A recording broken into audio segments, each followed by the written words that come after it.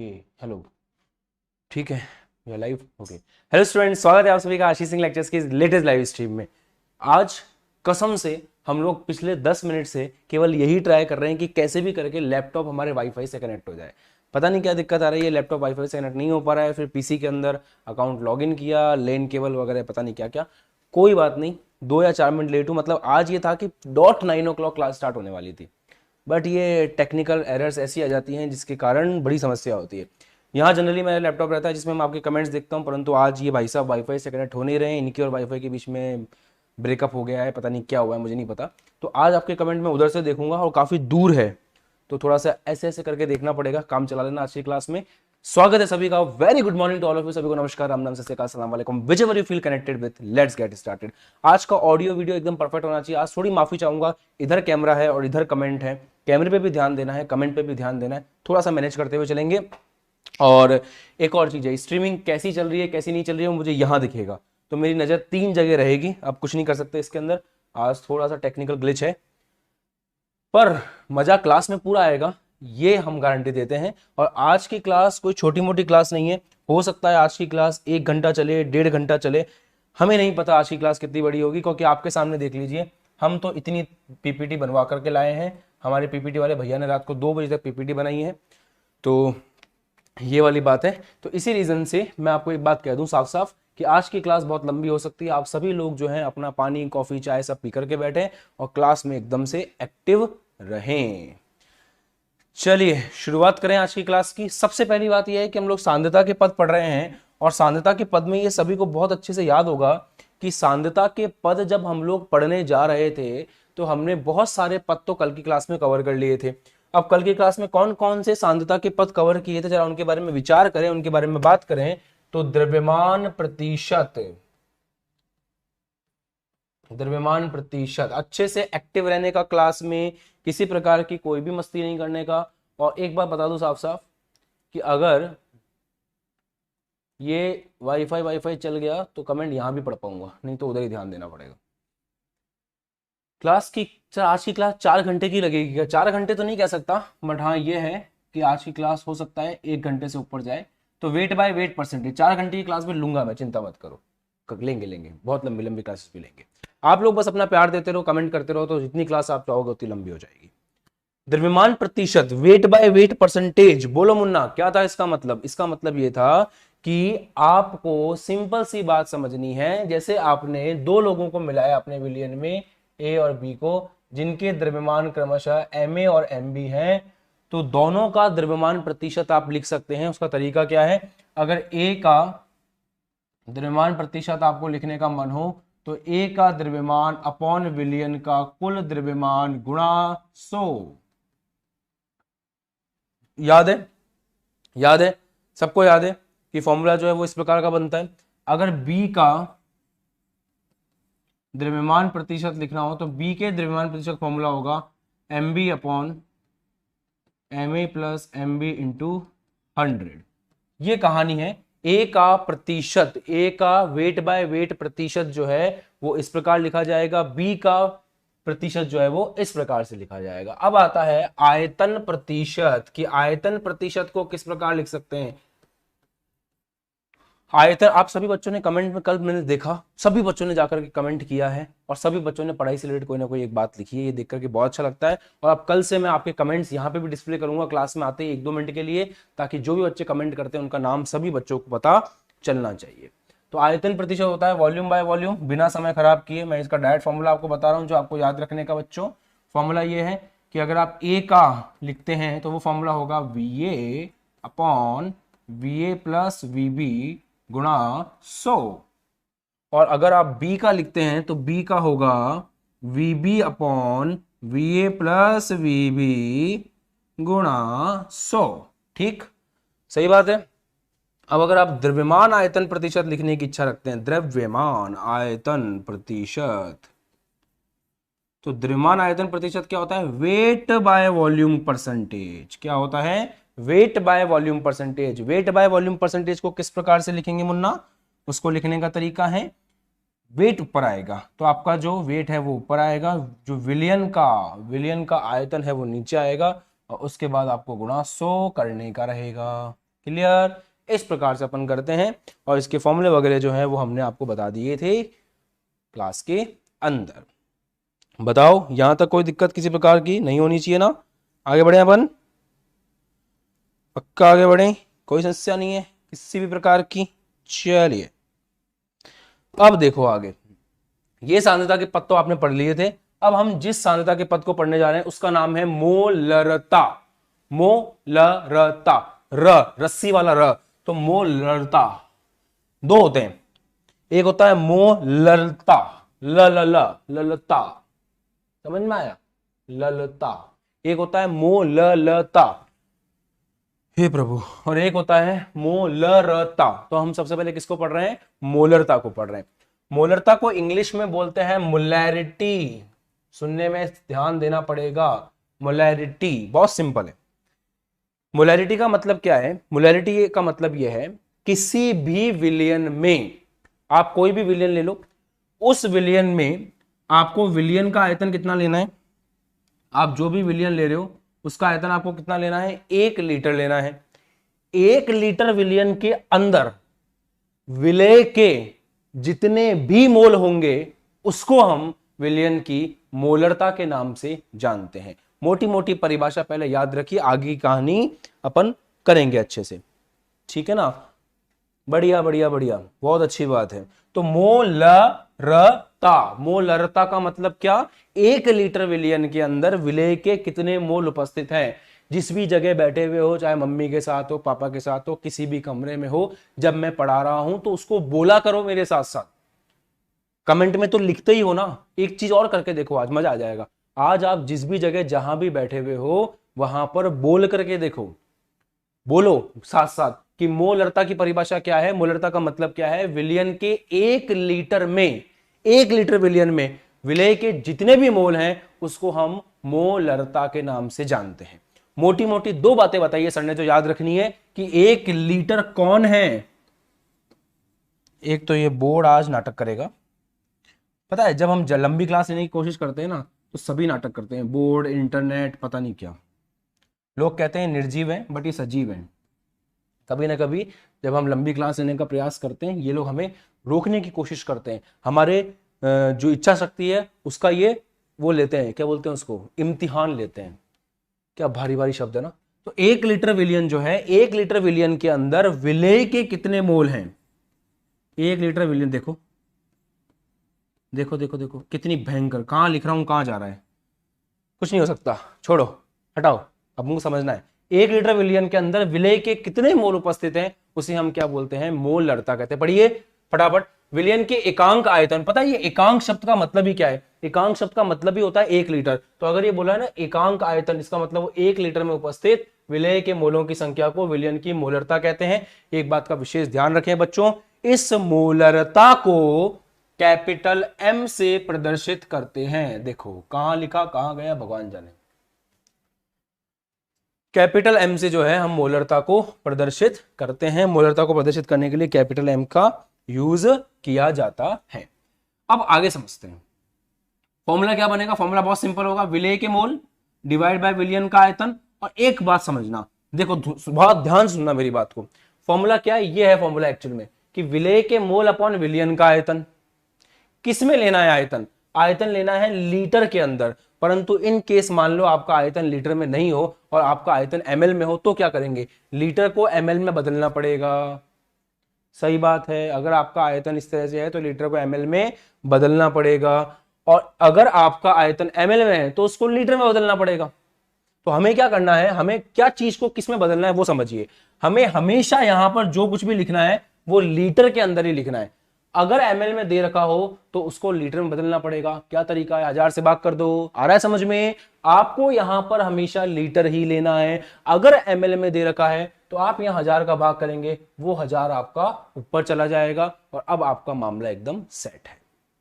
तो मेरे हिसाब से जो यहाँ पे प्यारे प्यारे बच्चे क्लास को देख रहे हैं वो इस बात को ध्यान रखें कि विलय के मोल अपॉन विलयन का आयतन अगर अपन कर रहे हैं, आयतन अगर लीटर में है तो एज इट इज ले दीजिए, और अगर आयतन एमएल में है तो 1000 से उसको ऊपर गुणा कर देना है।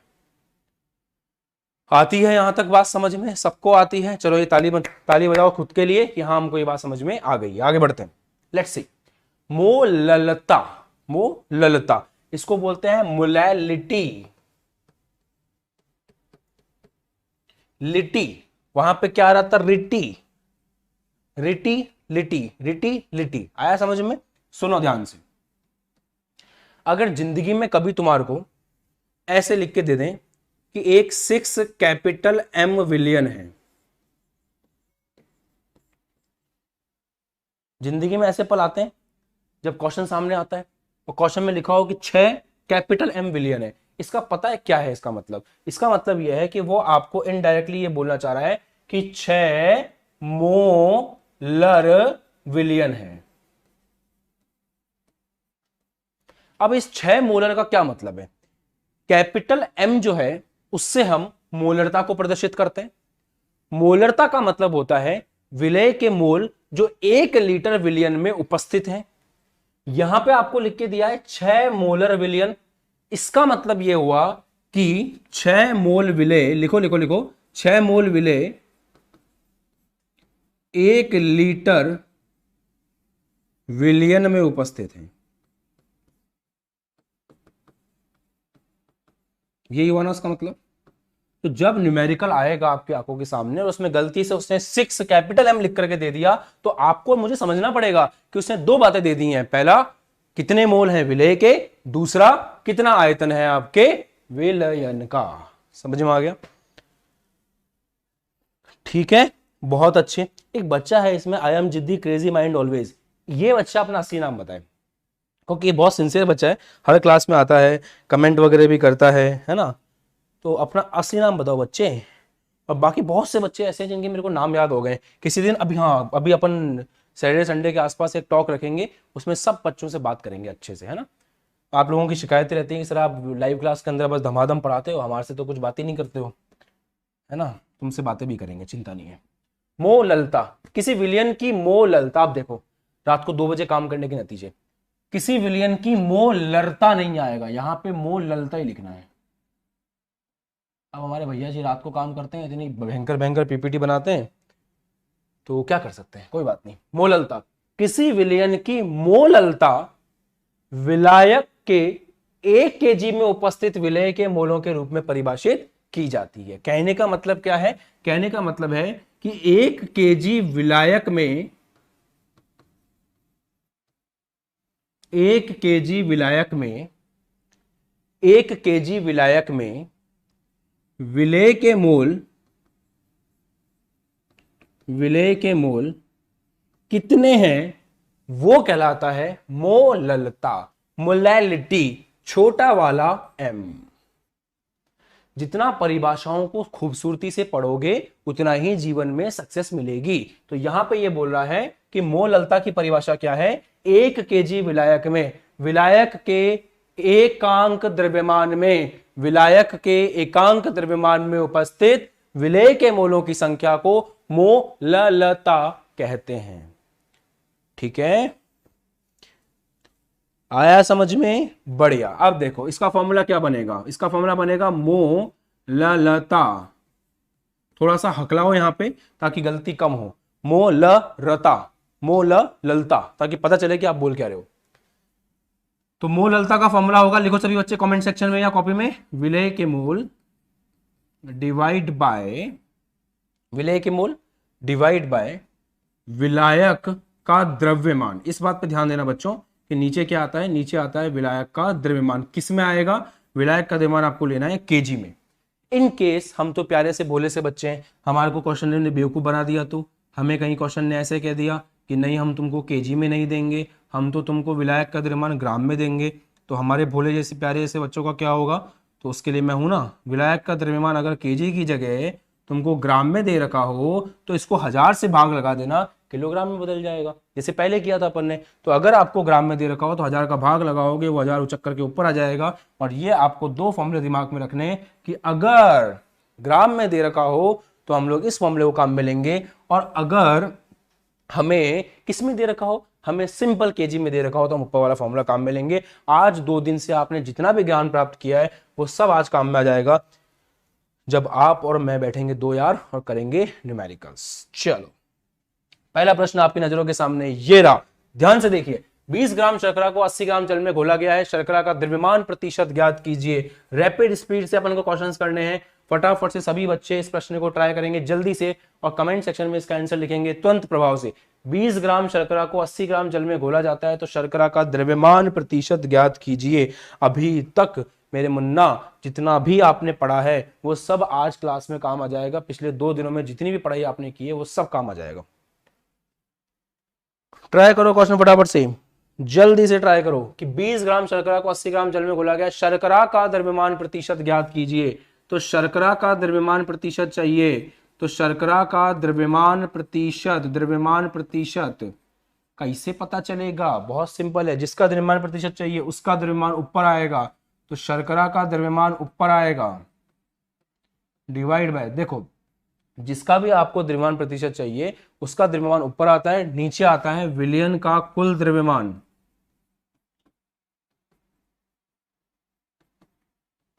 और क्योंकि ये मामला प्रतिशत का है तो गुणा 100 तो चलेगा ही चलेगा। अब मेरे लालों एक बात समझो कि आपको इस क्वेश्चन में क्या क्या दे रखा है। शर्करा का द्रव्यमान डायरेक्ट आपको दे रखा है क्या? 20 ग्राम शर्करा, तो शर्करा का जो द्रव्यमान है वो डायरेक्ट आपको दे रखा है 20 ग्राम, तो शर्करा का द्रव्यमान आ गया 20 ग्राम। विलयन का कुल द्रव्यमान कितना? तो विलयन का जो कुल द्रव्यमान है वो हमें निकालना पड़ेगा, क्योंकि सुनो यहां पर एक इस क्वेश्चन में एक बात यह है कि 2 लोग हैं, शर्करा इसके अंदर विलेय है और जल इसके अंदर विलायक है, तो शर्करा प्लस जल जब आप विलेय और विलायक दोनों को जोड़ोगे तो विलयन का आयतन निकल करके आएगा। तो विलेय का आयतन दे रखा है 20 और जल का मतलब विलायक का आयतन दे रखा है 80, तो विलयन का आयतन कितना आ गया? 100 ग्राम।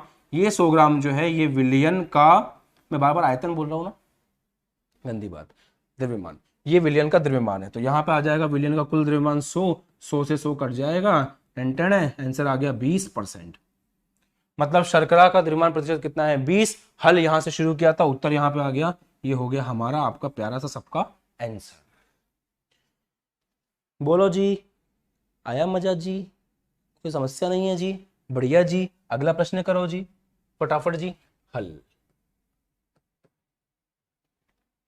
बच्चे कहते हैं न्यूमेरिकल नहीं आते, न्यूमेरिकल नहीं आते, न्यूमेरिकल आते हैं। मैं कहता हूं एक बार थ्योरी तो पढ़ो, एक बार ढंग से थ्योरी पढ़कर तो आओ, अच्छे से अच्छे न्यूमेरिकल भी आपसे हो जाएंगे। ये तो खैर खुद है, बट फिर भी अच्छे से अच्छे न्यूमेरिकल्स भी आपसे हो जाएंगे अगर आपकी थ्योरी स्ट्रांग होगी तो। बहुत अच्छे।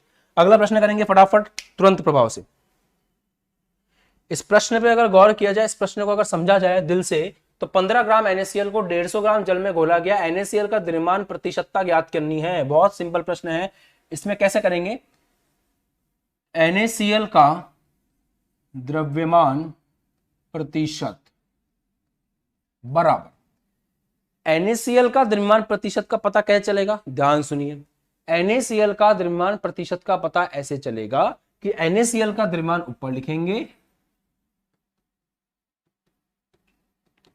विलयन का कुल द्रव्यमान नीचे लिखेंगे और गुणा कर देंगे भैया 100 से। टेंडन है। NaCl का द्रव्यमान कितना दे रखा है? 15। विलयन का द्रव्यमान विलेय प्लस विलायक 15 प्लस 150 गुणा 100। बस इसको सॉल्व कर लेंगे। इसको सॉल्व करने के बाद हमें और आपको दोनों को प्राप्त हो जाएगा इसका उत्तर। आ गया? इसको सॉल्व करोगे 9.09 आएगा, 9.09% वेट बाय वेट। मतलब क्या है? मतलब केवल इतना सा है कि आपको फॉर्मूला लगाना आना चाहिए। अगर आपको फॉर्मूला लगाना आता है तो कोई भी प्रश्न आपके लिए बड़ा छोटा नहीं हो सकता, आप हर प्रश्न को अच्छे से कर पाओगे। ये आपका आ गया आंसर। अगला प्रश्न आपकी नजरों के सामने है, कृपया इसको अपना भरपूर प्यार दीजिए और सॉल्व करने की कोशिश कीजिए। ये बोल रहा है कि 5.5 ग्राम ऑक्जेलिक अम्ल को 250 ml विलयन में घोला गया है, विलयन का घनत्व इतना है, ऑक्जेलिक अम्ल का द्रव्यमान प्रतिशत ज्ञात कीजिए। जब इस तरह के प्रश्न हमारे दिमाग के सामने आते हैं तो हमें कैसे करना चाहिए, जिनके अंदर डायरेक्ट वैल्यूज हमें नहीं दी हुई होती हैं। देखो सुनो, आप लोगों को मजा तो आ रहा है न्यूमेरिकल करने में? अगर न्यूमेरिकल करने में मजा आ रहा है तो 500 बच्चे अभी आप लोग क्लास के अंदर लाइव हो, कमेंट करके बताना 500 के 500 बच्चे जाने से पहले, यही आपकी गुरु दक्षिणा है। 27 क्वेश्चन आज हम इस क्लास में करेंगे। पता नहीं क्लास कितनी लंबी चलेगी, हो सकता है 1 घंटे में हो जाए, हो सकता है 1.5 घंटे चले, बट आपको जाने से पहले एक कमेंट जरूर करके जाना है जिसके अंदर आपको कोई भी एक फॉर्मूला लिख करके जाना है। डेली का रूटीन रख लो ये, ताकि आपको याद हो जाए। आज मैं आपको नए नए फॉर्मूले सिखाऊंगा, जो पसंद आए वो लिख देना। 5.5 ग्राम ऑक्जेलिक अम्ल को 250 ml विलियन में घोला गया है, मतलब ऑक्जेलिक अम्ल को 250 ml विलियन में घोल के बनाया है। विलियन का घनत्व आपको दे रखा है ग्राम प्रति ml में। ऑक्जेलिक अम्ल का द्रव्यमान प्रतिशत ज्ञात कीजिए। देखो ऑक्जेलिक अम्ल क्या होता है, हो सकता है आपको भी नहीं पता हो, तो उसको जानने की जरूरत भी नहीं है आपको, क्योंकि फॉर्मूले में ऑक्जेलिक अम्ल क्या होता है इससे कोई मतलब नहीं है अभी हमें। तो ऑक्जेलिक अम्ल का द्रव्यमान प्रतिशत हमको चाहिए, ठीक बात है। देखो जिसका द्रव्यमान प्रतिशत आपको चाहिए ना, उसका द्रव्यमान ऊपर आता है, विलियन का द्रव्यमान नीचे आता है, और गुणा 100 करना पड़ता है। तो ये होगा ऑक्जेलिक का द्रव्यमान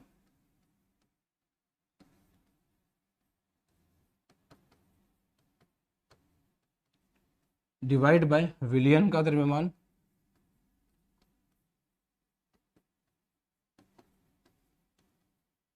गुणा 100। ये चीज समझ में आती है। अब आप ये सोचोगे कि सर जी एक बात बताओ, ऑक्जेलिक का द्रव्यमान तो हमको क्वेश्चन ने दे दिया 5.5 ग्राम, बट ये क्वेश्चन ने हमको ये नहीं बताया कि विलियन का द्रव्यमान कितना है। और जब तक हमें विलियन का द्रव्यमान पता नहीं चलेगा, हम फॉर्मूले में रख नहीं पाएंगे, क्वेश्चन सॉल्व हो नहीं पाएगा। तो क्वेश्चन ने पक्का पक्का से आपको कोई ऐसी चीज बताई होगी जिससे आप विलियन का द्रव्यमान निकाल सकें। बस उसको ढूंढने का काम आपका है, उसको सर्च करने का काम आपका है। देखो क्वेश्चन ने आपको दो चीजें दी हैं। क्वेश्चन ने आपको विलियन का घनत्व दिया है, और क्वेश्चन ने आपको विलियन का आयतन दे दिया है 250 ml।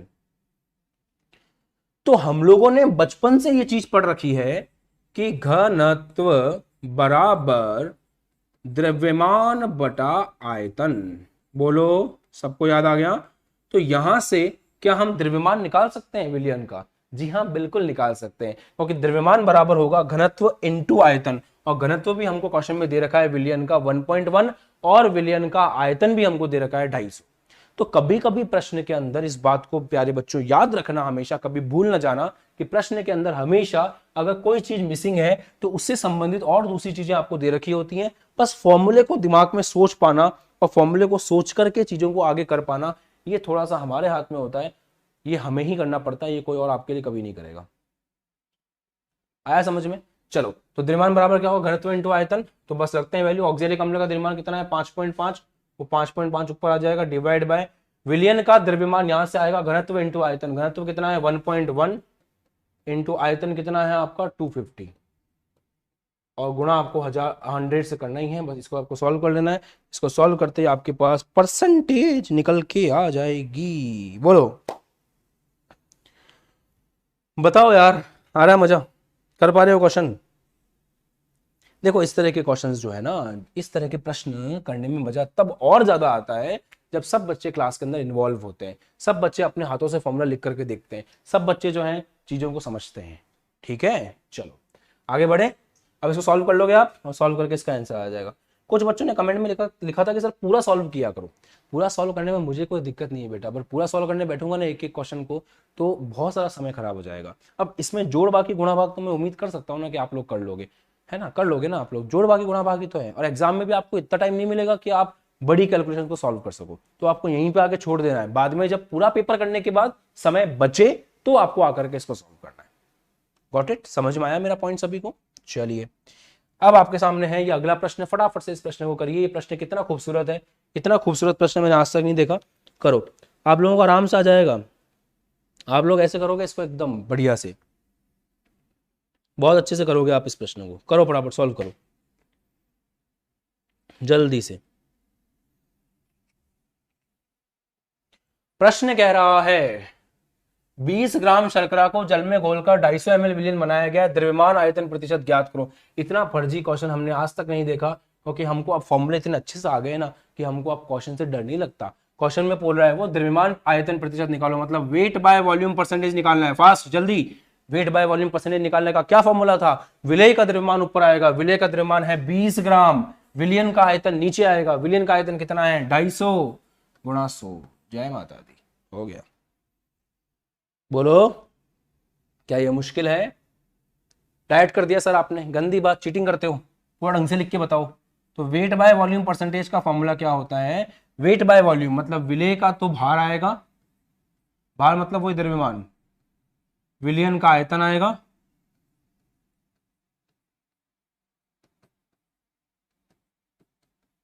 गुणा 100 होगा।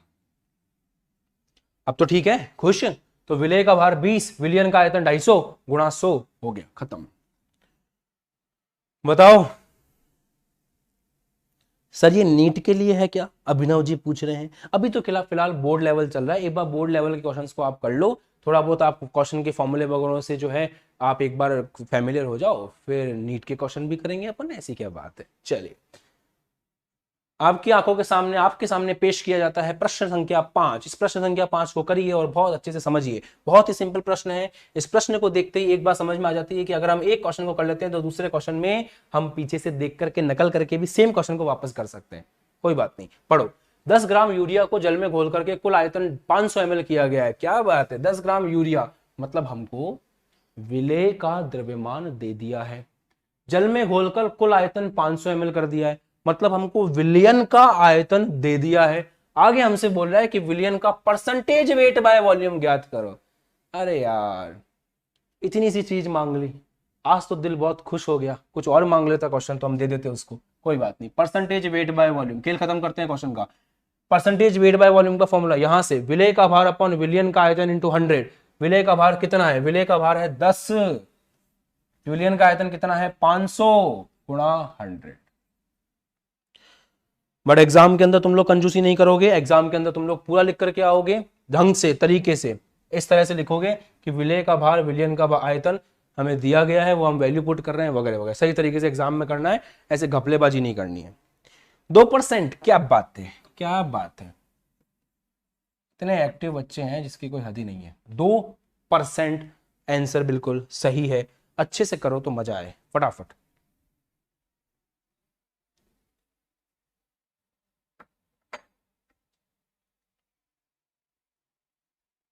डन कर लिया सबने? तो परसेंटेज वेट बाय वॉल्यूम जो है वो कितना निकल करके आ गया? 2%। उम्मीद करता हूं प्रश्न आपको अच्छा लगा होगा, सुंदर लगा होगा। अगले प्रश्न की तरफ बढ़ते हैं। 2% वेट बाय NaCl के 400 ml बनाने के लिए कितने ग्राम NaCl की आवश्यकता होगी? यहां प्रश्न को थोड़ा घुमा दिया गया है, और ऐसे प्रश्नों को घुमाने के लिए ही, ऐसे प्रश्नों को समझने के लिए ही मैंने आपको यह कहा था कि आप जो है ध्यान रखें कि किस प्रकार एग्जाम में प्रश्न घूम घूम के आते हैं, वो आपको अच्छे से पता होना चाहिए। प्रश्न बोल रहा है 2% वेट बाय वॉल्यूम है NaCl का, मतलब उसने हमको द्रव्यमान आयतन प्रतिशत ऑलरेडी दे दिया है। 2% वेट बाय वॉल्यूम का मतलब क्या है? 2% वेट बाय वॉल्यूम NaCl का मतलब है कि उसने हमको द्रव्यमान आयतन प्रतिशत ऑलरेडी दे रखा है। उसके बाद वो बोल रहा है कि विलियन के 400 ml बनाना है, मतलब विलियन का आयतन जो है वो भी उसने हमको क्वेश्चन में दिया है आगे। फिर बोल रहा है उसके लिए कितने ग्राम NaCl की आवश्यकता होगी, मतलब हमसे वो विलेय का भार पूछ रहा है। एक काम करते हैं, पहले हम द्रव्यमान आयतन प्रतिशत का फॉर्मूला लिख के देखते हैं, फिर देखेंगे कि क्या उस फॉर्मूले से वो सॉल्व होता है या नहीं होता है। देखो, न्यूमेरिकल्स को करने के लिए हमें hit and trial method follow करना पड़ता है। हिट एंड ट्रायल मेथड का मतलब क्या होता है? जैसे मान लीजिए आपके पास एक ताला है और आपके पास 5 चाबियां हैं जो एक जैसी दिखती हैं। अब आपको मैं कहूं कि इन पांचों में से इस ताले की चाबी कौन सी, पता लगाओ, तो आप क्या करोगे? एक चाबी लोगे, ताला खोलने की कोशिश करोगे, नहीं खुलेगा तो दूसरी से खोलोगे। इसको बोलते हैं हिट एंड ट्रायल मेथड। पहले क्वेश्चन को देखो, उसके बाद अलग अलग तरीके से उसके ऊपर ट्राई करो, कोई ना कोई तुक्का लग जाएगा और क्वेश्चन आपका सॉल्व हो जाएगा। तो मैं ये अप्रोच फॉलो कर रहा हूं कि मैं वेट बाय वॉल्यूम का फॉर्मूला लिख रहा हूं, क्या पता उससे क्वेश्चन सॉल्व हो जाए। करते हैं, तो वेट बाय वॉल्यूम का फॉर्मूला लिखते हैं। परसेंटेज वेट बाय वॉल्यूम का जो फॉर्मूला है वो ये है कि विलेय का द्रव्यमान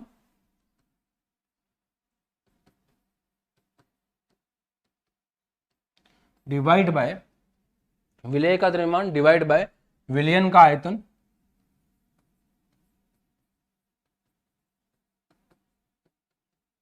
विलियन का आयतन। ये जो फॉर्मूला है इसी फॉर्मूले को हम अप्लाई करेंगे। प्रतिशत है सर, 100 लिखना कैसे भूल गए, माफ थोड़ी करेंगे हम आपको, 100 लिखो। चलो, परसेंटेज वेट बाय वॉल्यूम दे रखा है 2, विलेय का द्रव्यमान हमें पूछ रहा है, विलेय कौन? NaCl है ना, तो विलेय का द्रव्यमान तो हमसे पूछ रहा है। विलियन का आयतन उसे दे रखा है 400 गुणा 100। कितना फुद्दू था क्वेश्चन। ऐसे कभी कभी एकदम फुद्दू तरीके से क्वेश्चन सॉल्व हो जाता है। ये हो गया 4, 4 दूनी 8, तो विलेय का द्रव्यमान जो कितना निकल करके आ गया 8 ग्राम। तो कभी कभी प्रश्न हमें देखने में लग रहा होता है कि हमसे होगा ही नहीं, बट जब हम उस प्रश्न को करने जाते हैं तो वो इतना सुंदर हो जाता है कि हमें मजा आ जाता है उस प्रश्न को करके, एकदम दिल प्रसन्न हो जाता है। बस कुछ नहीं करना है, फॉर्मूला लगाने का और उसके बाद आगे बढ़ने का। ये कौन है भैया? एक बच्चा मिला मुझे अभी, क्या नाम है इसका? एक सेकंड, एक सेकंड, एक सेकंड। ये चौहान, चौहान करके जो है, बहुत अच्छे, लगे रहो लगे रहो लगे रहो, बढ़िया है। पढ़ाई लिखाई से कोई मतलब नहीं है, बस आएंगे कमेंट सेक्शन में और वही करेंगे जो कल बताया था। कोई बात नहीं, करो करो करो, हल कर लें अब इस प्रश्न को, हल कर लें। 20 ml एथेनॉल को 160 ml जल में घोला गया है, एथेनॉल का आयतन प्रतिशत ज्ञात कीजिए। अब आप लोग कह रहे थे ना कि सर आयतन प्रतिशत से संबंधित कोई फॉर्मूला बताओ, आयतन प्रतिशत से संबंधित कोई क्वेश्चन बताओ। तो ये लो भाई साहब, स्वागत है आयतन प्रतिशत से संबंधित क्वेश्चन का। कैसे करेंगे? बहुत सिंपल है। आयतन प्रतिशत का फॉर्मूला लिखो, तो वॉल्यूम बाय वॉल्यूम परसेंटेज का जो फॉर्मूला है सबसे पहले उसको लिखते हैं।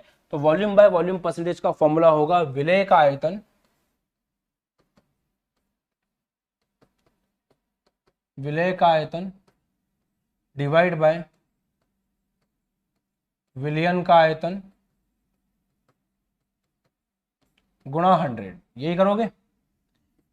क्वेश्चन देखते समझ जाओगे आप, इतनी प्रैक्टिस हो जानी चाहिए आपको फॉर्मूलों की कि क्वेश्चन को देखते ही आप समझ जाओ। तो प्रश्न बोल रहा है कि 20 ml एथेनॉल को 160 ml जल में घोला हुआ है, एथेनॉल का आयतन प्रतिशत ज्ञात कीजिए। तो 20 ग्राम एथेनॉल को, एथेनॉल कौन हो गया? विलेय हो गया। तो एथेनॉल का आयतन कितना है? 20 ml डिवाइड बाय 160 ml जल में घोला है। विलियन का आयतन, विलियन का आयतन अगर आपको चाहिए तो उसके लिए विलेय प्लस विलायक करना पड़ेगा। तो विलेय कितना है? 20, विलायक कितना है? 160। मतलब ये दारू बन रही है, दारू का पैक बन रहा है, पैक के अंदर 20 ml दारू मिलाई है और 160 ml जल मिलाया है। ठीक है, तो यहां पे जो विलियन बना वो कितना बना? 20 प्लस 160, ये विलियन का आयतन हो गया, गुणा आपने कर दिया 100। बस इसको कर लो, सॉल्व हो गया प्रश्न।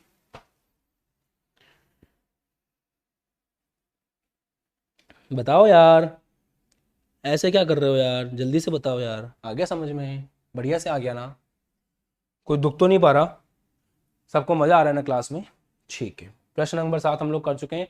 अब हम पढ़ने जा रहे हैं एक सांद्रता का पद जिसका नाम है पार्ट प्रति मिलियन। पढ़ाओ सर पढ़ाओ, आज आपको जितना पढ़ाओ, जितना पढ़ा सकते हो पढ़ाओ, हम भी देखते हैं कितना पढ़ाओगे, है ना। चलो देखो, होता क्या है, सांद्रता के पद के बारे में थोड़ा समझो आप कि सांद्रता के पद क्यों बनाए गए हैं। होता यह है, क्या होता है सर, ढंग से बताओ, सुनो ढंग से। मैं आपको क्यों इतना एंटरटेन करने की कोशिश कर रहा हूं? मैं आपको इसलिए एंटरटेन करने की कोशिश कर रहा हूं क्योंकि आप ये समझो कि पढ़ाई मुश्किल नहीं है। पढ़ाई के लिए बस एक चीज चाहिए और वो है हौसला।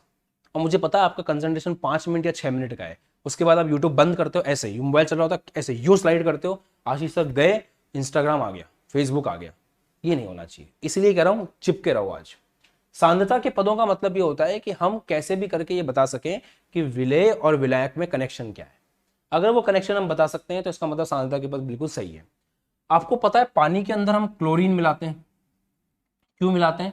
पानी में क्लोरीन इसलिए मिलाई जाती है ताकि वो उसके अंदर कुछ जीवाणुओं को जो हमें नुकसान पहुंचा सकते हैं उनको मार दे। तो हमारे पास जो पानी की सप्लाई आती है उस पानी की सप्लाई में क्लोरीन मिला हुआ होता है। अब जो हमारा क्लोरीन है ना, उस क्लोरीन से कभी कभी पानी आपको अगर वो ज्यादा मिला देना तो कड़वा लगेगा आपको। कैसा लगेगा? कड़वा लगेगा।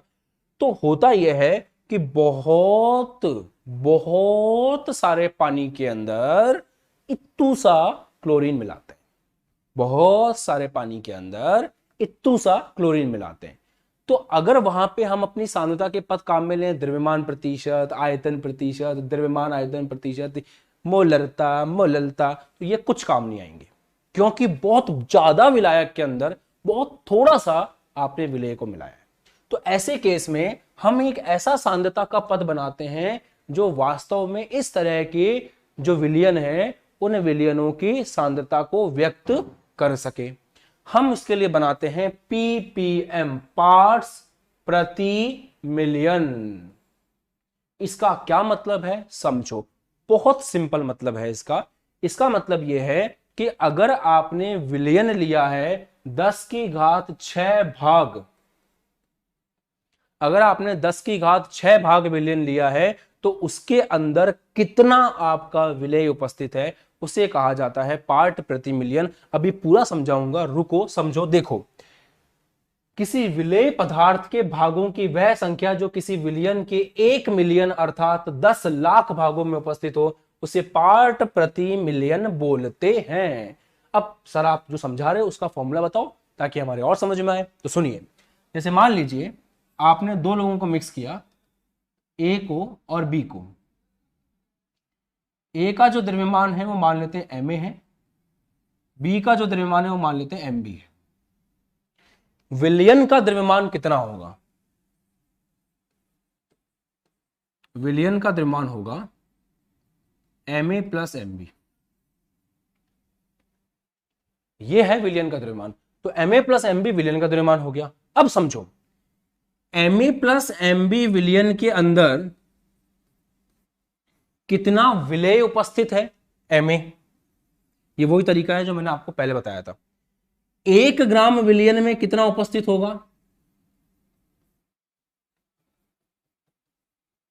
तो 1 ग्राम विलियन में कितना विलेय उपस्थित है वो ये है। अब 100 में कितना होगा? आप 1 ग्राम विलियन में कितना उपस्थित है वो आ गया आपके पास। 1 पेन की कीमत आपके पास है। अब 100 में कितना उपस्थित है उसके लिए आप 100 से गुणा कर सकते हैं। 1000 में कितना उपस्थित है उसके लिए आप 1000 से गुणा कर सकते हैं। 10 की घात 6 भाग में कितना उपस्थित है उसके लिए आप 10 की घात 6 से उसको गुणा कर सकते हैं। अगर इसी को 100 से गुणा करते हैं तो जो राशि निकल के आती है उसका नाम है द्रव्यमान प्रतिशत। याद है सबको? भूले तो नहीं, अच्छे से याद है ना? तो द्रव्यमान प्रतिशत का मतलब क्या होता है? इसी को 100 से गुणा कर दो, उसी को बोलते हैं अपन द्रव्यमान प्रतिशत। तो यहां पे अभी हमको ये देखना है कि 10 की घात 6 भाग में कितना है, तो हम 10 की घात 6 से इसको गुणा कर देंगे। बोलो मुन्ना, समझ में आया? देखो यार, पार्ट प्रति मिलियन बराबर विलेय पदार्थ का द्रव्यमान अपॉन विलियन का द्रव्यमान गुणा 10 की घात 6। जय हो, आ गया। तो WA upon WA plus WB गुणा 10 की घात 6। इसमें विलेय पदार्थ की अत्यधिक कम मात्रा विलेय होती है। इत्तू से क्लोरीन को अगर इतने ज्यादा पानी में मिलाओगे तो उस समय सांद्रता को व्यक्त करने के लिए इस तरह के जो पद हैं वो ही श्रेष्ठ माने जाएंगे और इस तरह के पद ही काम में आएंगे। बताओ।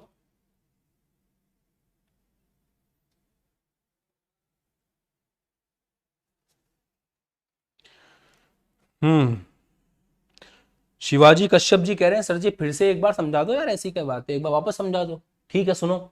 देखो बच्चों, पार्ट प्रति मिलियन का मतलब होता है 10 की घात 6 भाग के अंदर, 10 की घात 6 भाग के अंदर आपका विलेय कितना उपस्थित है उसे हम कहते हैं पार्ट प्रति मिलियन। ये बात ध्यान रखेंगे सब। अभी आता है फॉर्मूला कैसे बनाएंगे। तो देखो, हमने ये माना कि भाई ए और बी को हमने मिक्स किया, तो ए का द्रव्यमान एम ए है, बी का द्रव्यमान एम बी है। तो M A plus M B, इतने विलियन के अंदर एम ए जो है वो आपका विलेय का द्रव्यमान है। तो एकांक 1 ग्राम में कितना विलेय उपस्थित होगा आ गया। तो 10 की घात 6 में कितना होगा वो भी आप निकालना चाहते हो, 10 की घात 6 से गुणा कर दो। अब यहीं पे अगर मैं 100 का चेक करता तो वो कहलाता द्रव्यमान प्रतिशत। तो बस आपको तो ये फॉर्मूला मोटे मोटे तौर पर याद रखना है कि विलेय पदार्थ का द्रव्यमान अपॉन विलियन का द्रव्यमान गुणा 10 की घात 6। मक्खन, क्या बात है, मक्खन हो गया सबको, बहुत अच्छी बात है। इस विधि द्वारा, अब सुनो क्या बात है, कितनी अच्छी अच्छी बातें लिखी हैं। अरे बहुत मेहनत से बनी है ये पीपीटी। रात को 2 बजे मेरे पास मेल आया था इस पीपीटी का। इस विधि द्वारा अत्यंत तनु, एक एक चीज को हाथों से टाइप करके बनाया हुआ है, एक एक चीज को क्रॉस वेरीफाई करके बनाया हुआ है। वही कॉन्सेप्ट, वही चीजें लिखी गई हैं जो आपके लिए बेस्ट है, इसलिए इस बात पे एक लाइक बनता है। अब आशीष सिंह लेक्चर्स की टीम आप सभी के सपोर्ट से इतनी बड़ी हो चुकी है कि हर एक चीज को करने के लिए अलग अलग पर्सन काम कर रहा है दिन रात, और कुछ चीजों में सुधार करने की जरूरत है, वो भी हम कर रहे हैं, जल्दी ही हो जाएगा। तो इसमें विलेय पदार्थ की अत्यधिक कम मात्रा जो है वो विलेय होती है, तब अपन इसको काम में लेते हैं। दूसरा, इस विधि द्वारा अत्यंत तनु विलयनों की सांद्रता, जैसे जल की कठोरता, जल में क्लोरीन, हाय हाय आ गया, वायु प्रदूषण आदि को व्यक्त करने में की जाती है। वायु प्रदूषण भी अभी बहुत कम स्तर पे है, इतना नहीं है कि उसके लिए आप द्रव्यमान प्रतिशत या आयतन प्रतिशत को काम में लो। जिस दिन आपको वायु प्रदूषण के लिए पीपीएम के अलावा किसी और सांद्रता के पद की आवश्यकता हुई, इसका मतलब समझ जाना पृथ्वी पर जीवन संकट में है। क्योंकि जब तक पीपीएम में हम लोग व्यक्त कर पा रहे हैं, इसका मतलब अभी प्रदूषण बहुत कम है। परंतु अगर आपने पीपीएम को छोड़ करके आपको किसी और में व्यक्त करना पड़ता है, तो समझ जाना इस इंसान ने बेड़ा गर्क कर दिया है इस पृथ्वी का, और अब पृथ्वी कभी भी खत्म हो सकती है। चलिए, समझ में आ गया।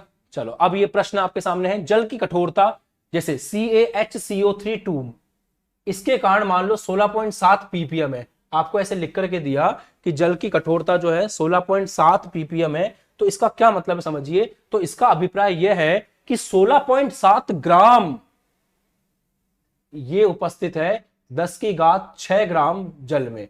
ये भाई साहब ने गलती कर दी, यहां आएगा 10⁻6, 10⁻6 ग्राम जल में उपस्थित है।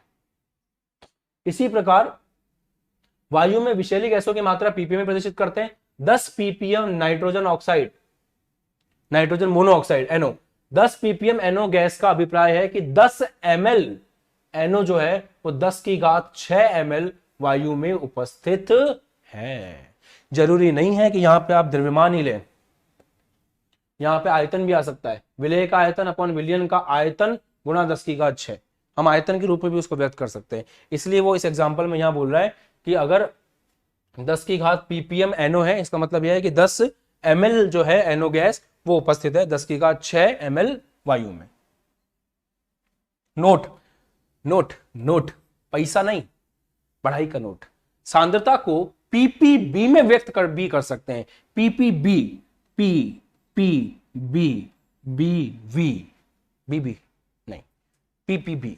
पीपीबी का मतलब क्या है? पार्ट्स प्रति billion, billion BILLION, billion. Billion का मतलब होता है 10⁹।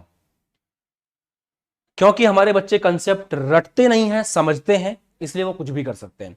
जब प्रतिशत में पूछोगे तो हम 100 से गुणा करेंगे, जब तुम मिलियन में पूछोगे हम 10⁻6 से गुणा कर देंगे, जब तुम बिलियन में पूछोगे हम 10⁹ से गुणा कर देंगे। हम डरते नहीं है, हमको पता है कंसेप्ट क्या है। तो अगर कोई आपसे पूछे पीपीबी का फॉर्मूला क्या होगा, तो आप उसको बोलोगे अरे भाई बहुत सिंपल है, आपको विलेय का द्रव्यमान लेना है, उसके बाद आपको विलियन का द्रव्यमान लेना है। अब समझो, गुणा 100 किया द्रव्यमान प्रतिशत, गुणा 10⁻6 किया पीपीएम, गुणा 10⁹ किया पीपीबी। बना लोगे फॉर्मूला, कर लोगे, कर लोगे। चलो आगे बढ़े, आगे समझ में आ गया तो क्वेश्चन करो वरना।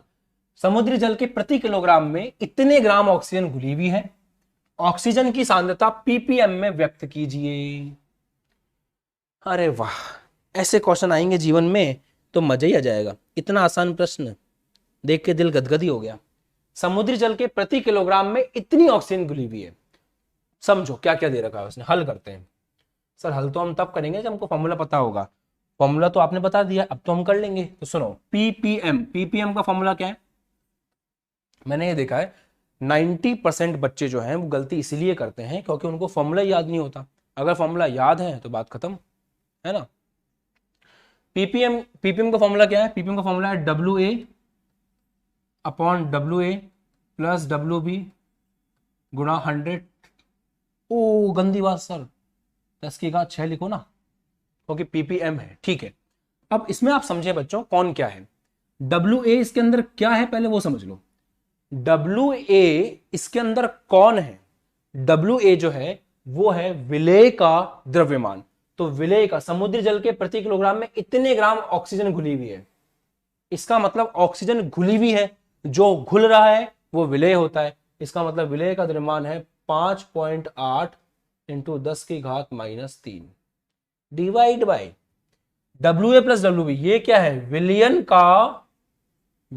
का आयतन, विलियन का द्रव्यमान। ये क्या है? ये है आपके विलियन का द्रव्यमान। अब आप इस बात को समझने की कोशिश करना कि जल के अंदर ऑक्सीजन को घोला है अपन ने, है ना। तो जल के अंदर कोई भी गैस को घोलने से जल का द्रव्यमान या आयतन बढ़ता कम नहीं होता है, क्योंकि वो उसके अंदर जाके फिक्स हो जाती है, उसके बीच में जो जगह होती है वहां पर जाके बैठ जाती है।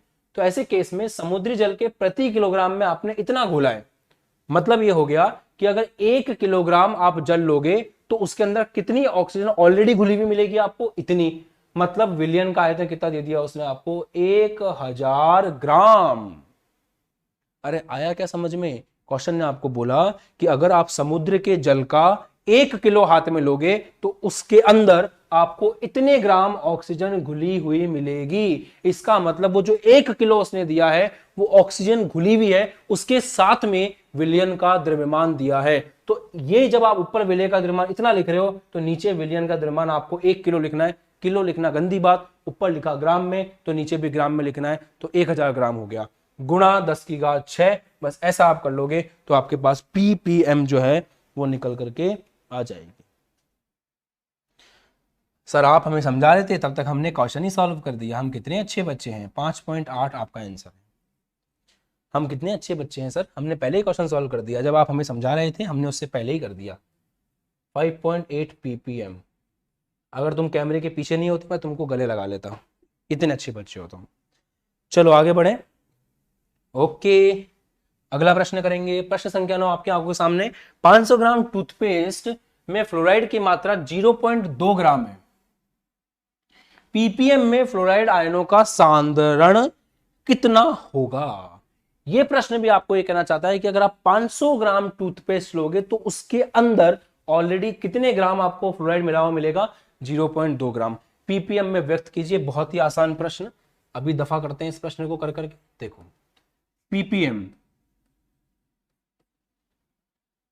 पीपीएम का फॉर्मूला क्या होता है? पार्ट्स प्रति मिलियन का फॉर्मूला है WA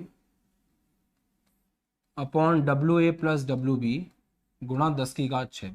इसके बाद मुझे नहीं लगता इस टॉपिक के अंदर ऐसी कोई समस्या होगी कि आप क्वेश्चन कर नहीं पाओगे जीवन में कभी। आपको ये टॉपिक आ जाएंगे सारे अच्छे से, है ना। 10⁻, WA कितना है? 500 ग्राम टूथपेस्ट में फ्लोराइड की मात्रा 0.2 है, तो 0.2 ग्राम आपका फ्लोराइड हो गया। 500 ग्राम है तो 500 नीचे आ गया, गुणा में आपने 10⁻⁶ कर दिया। ई भैया ई मुन्ना आपका पीपीएम हो गया। क्या बात है, मजा ही आ गया सर।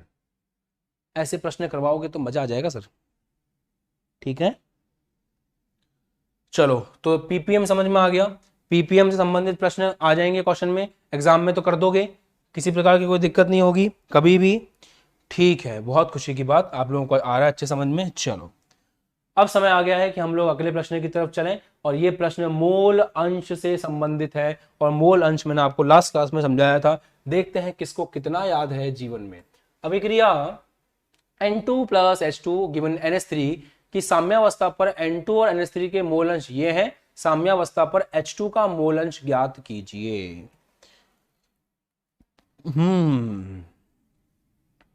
ये प्रश्न देखा देखा तो लग रहा है सर, हमें यह भी याद आ रहा है कि कल आपने मोल अंश जैसा कुछ पढ़ाया था, बट हम रिवीजन करके नहीं आए। हमेशा की तरह हम सुबह उठते हैं, कभी कभी हम मुंह भी नहीं धोते हैं और आपकी क्लास में आ जाते हैं। तो आप भी तो अच्छे बनो।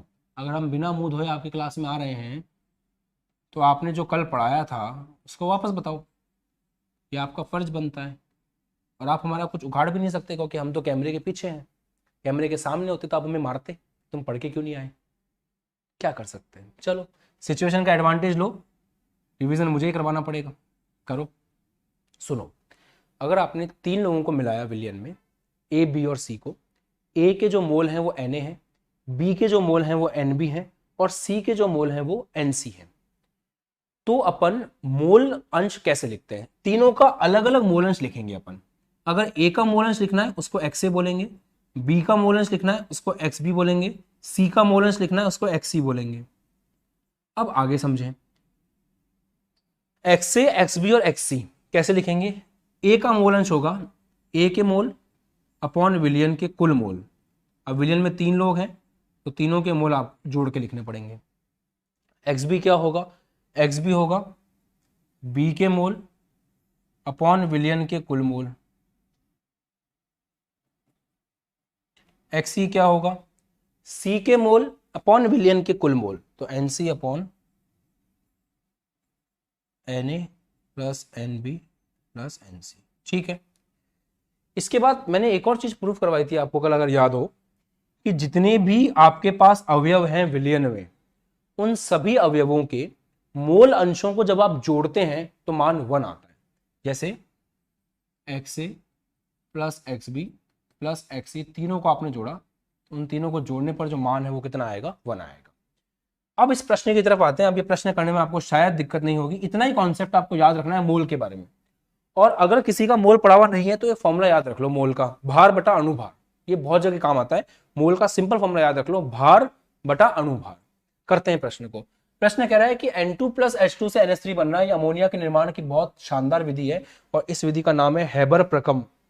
जब अपन ऐसे नाइट्रोजन गैस को हाइड्रोजन गैस के साथ जोड़ते हैं और अमोनिया बनाते हैं तो उस विधि को हम लोग किसका नाम देते हैं? हैबर प्रक्रम। इसको हैबर प्रोसेस के नाम से जाना जाता है। तो हैबर प्रक्रम है ये, ठीक है। तो N2 plus H2 giving NH3 की साम्यावस्था पर N2 और NH3 के मोल अंश, तो N2 का और NH3 का मोल अंश आपको दे रखा है 0.2 और 0.5। अब वो बोल रहा है कि साम्यावस्था पर H2 का मोल अंश ज्ञात करो। देखो मोटे मोटे तौर पर मुझे इतना समझ में आया, साम्यावस्था हालांकि अपन ने क्लास 11 में पढ़ी थी। साम्यावस्था का मतलब ये होता है कि उस स्टेट के बाद में जितने अभिकारक उत्पाद में बदलते हैं उतने ही उत्पाद वापस से अभिकारक में बदल जाते हैं, ये उसका मतलब था। बट आपको नहीं पता तो कोई बात नहीं, फिलहाल मुझे इतना समझ में आ रहा है कि आपकी साम्यावस्था पर 3 लोग हैं, N2, H2 और NH3, जिनके मोल अंश में N2 का जो मोल अंश है वो 0.2 है, जो H2 का मोल अंश है वो हमें प्राप्त करना है, और जो NH3 का मोल अंश है वो है 0.5। सर 5 बहुत गंदा बनाते हो आप। अब ठीक है, अब कोई आपसे पूछे कि अगर 3 लोग हैं विलियन में जिनमें से 2 का मोल अंश आपको पता है और 1 का आपको निकालना है, तो आप यही चीज काम में लोगे ना कि विलियन में जितने भी अवयव होते हैं उन सभी अवयवों के मोल अंश का जो योग है वो 1 के बराबर आता है।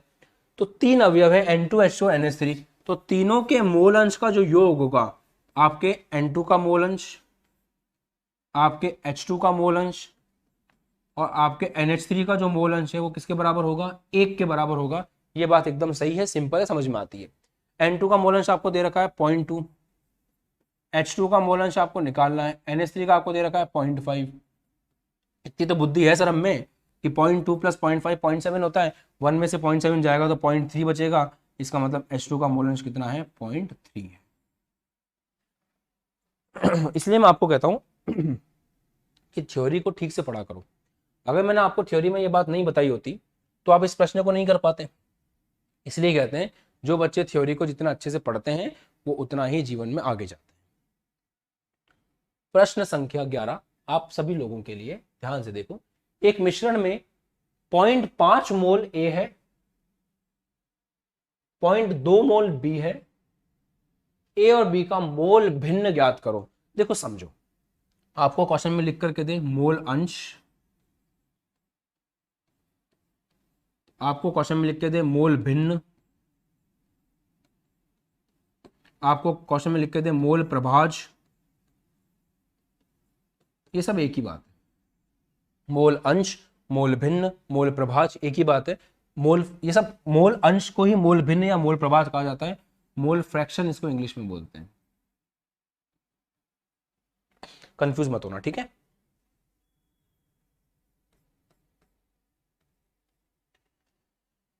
करो मुन्ना, इस प्रश्न को हल करो। इतना आसान प्रश्न तुम्हारे जीवन में आया। क्या कमेंट कर रहे हैं बच्चे, जरा देख लिया जाए। बच्चों के कमेंट देख करके बहुत अच्छा लगता है कि हमारे प्यारे प्यारे बच्चे इतना अच्छे अच्छे कमेंट करते हैं। हो गया क्या? हो जाएगा, खुद से कर लोगे? हो गया, वेरी गुड। देखो कुछ नहीं करना, A के मोल आपको दे रखे हैं Na, कितना दे रखा है? 0.5। B के मोल आपको दे रखे हैं 0.2। विलियन के मोल निकाल लो। इससे आसान प्रश्न हो नहीं सकता सर। आप हमें हल्के हल्के प्रश्न दिखा दिखा के लालच दे रहे हो। हाँ मैं तुमको लालच ही दे रहा हूँ। इतने आसान आसान क्वेश्चन करो, धीरे धीरे धीरे धीरे प्रैक्टिस करके अपने आप में कॉन्फिडेंस लेकर के आओ, फिर हम लोग अच्छे अच्छे क्वेश्चन की तरफ भी जाएंगे। बट ये नहीं आएगा तो वो नहीं आ सकता आपको कभी भी। सबसे पहले फॉर्मूला लगाना सीखो। तो A का मोल अंश निकालना है तो A के मोल अपॉन विलियन के कुल मोल, B का मोल अंश निकालना है B के मोल अपॉन विलियन के कुल मोल। क्या बात है सर, आ गया। अब तो कर लेंगे सर हम। Na 0.5 अपॉन 0.7, ये वाले भाई साहब 0.2 अपॉन 0.7। और क्या आपको मैं चेक करा दूं कि इन दोनों को जोड़ने पर 1 आएगा? कर लो चेक। अगर आप एक्स ए प्लस एक्स बी करोगे तो 1 आएगा। सर चेक कराओ फटाफट।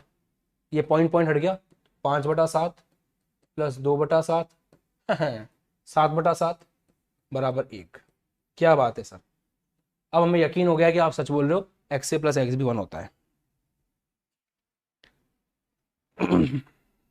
ठीक है, क्वेश्चन नंबर 12 की तरफ चलते हैं। हो गया ना? बाद में गुस्सा तो नहीं करोगे? देखो रोक के आप नोट कर सकते हो। बाद में कुछ बच्चे गुस्सा करते हैं कि सर कभी भी हमको नोट करने का टाइम ही नहीं देते, इस तरह के कमेंट आते हैं। अब हम क्या कर सकते हैं भैया, हम तो दे रहे हैं समय।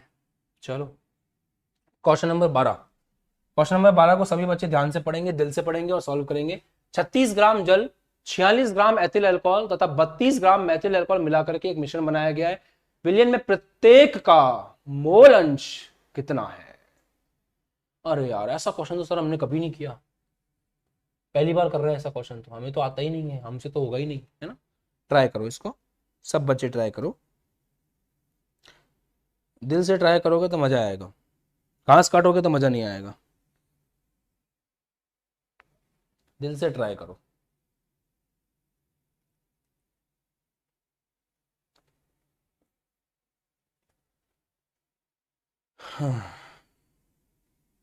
देखो सुनो, क्या मैं कहना चाह रहा हूं, क्या मेरे कहने का मतलब है, वो समझने की कोशिश करेंगे सभी बच्चे।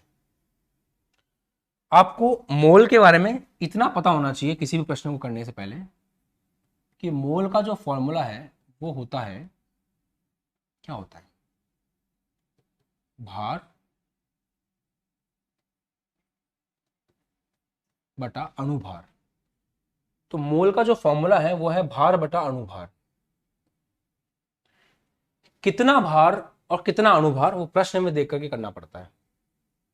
और मोल अंश का फॉर्मूला तो आपको पता चल ही गया है, जिसका भी मोल अंश निकालना है उसके मोल बटा विलयन के कुल मोल। शुरू करें, ध्यान से देखिएगा। सबसे पहले जल को मैं ये मान लेता हूं कि जल को मैं ए लेकर के चल रहा हूं। अब जल का मोल निकालते हैं। जल के मोल निकालने का फॉर्मूला क्या होगा? किसी के भी मोल निकालने का फॉर्मूला है भार बटा में अणुभार। तो जल के मोल निकालने का भी फॉर्मूला होगा भार बटा में अणुभार। तो भार कितना है? भार आपका हो गया, जल का निकाल लो ना मोल, तो जल का भार क्वेश्चन देगा हमेशा कितना दे रखा है, 36 ग्राम। तो 36 ग्राम जो है वो जल का भार हो गया, डिवाइड बाय जल का अणुभार। जल का अणुभार कैसे आएगा? H2O, हाइड्रोजन का 1 होता है, 2 हाइड्रोजन है तो 2 होगा, ऑक्सीजन का 16 होता है, 16 और 2 18। ठीक बात है। इसका मतलब जल का जो अणुभार है वो आ गया 18। यहां आप लिख देंगे 18 ग्राम, 18 दूनी 36। तो आपके जल के मोल कितने निकल करके आ गए? 2 निकल करके आ गए।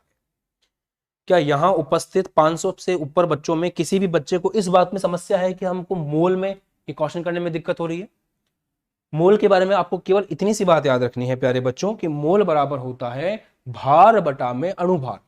इतना ही तो याद रखना है, इसके अलावा कुछ नहीं याद रखना। तो आपको अगर जल का मोल निकालना था, भार जो क्वेश्चन ने आपको दे दिया 36, अणुभार जो आपको निकालना पड़ेगा फॉर्मूले से, तो H2O के फॉर्मूले से आपने निकाल लिया 2 + 16 = 18।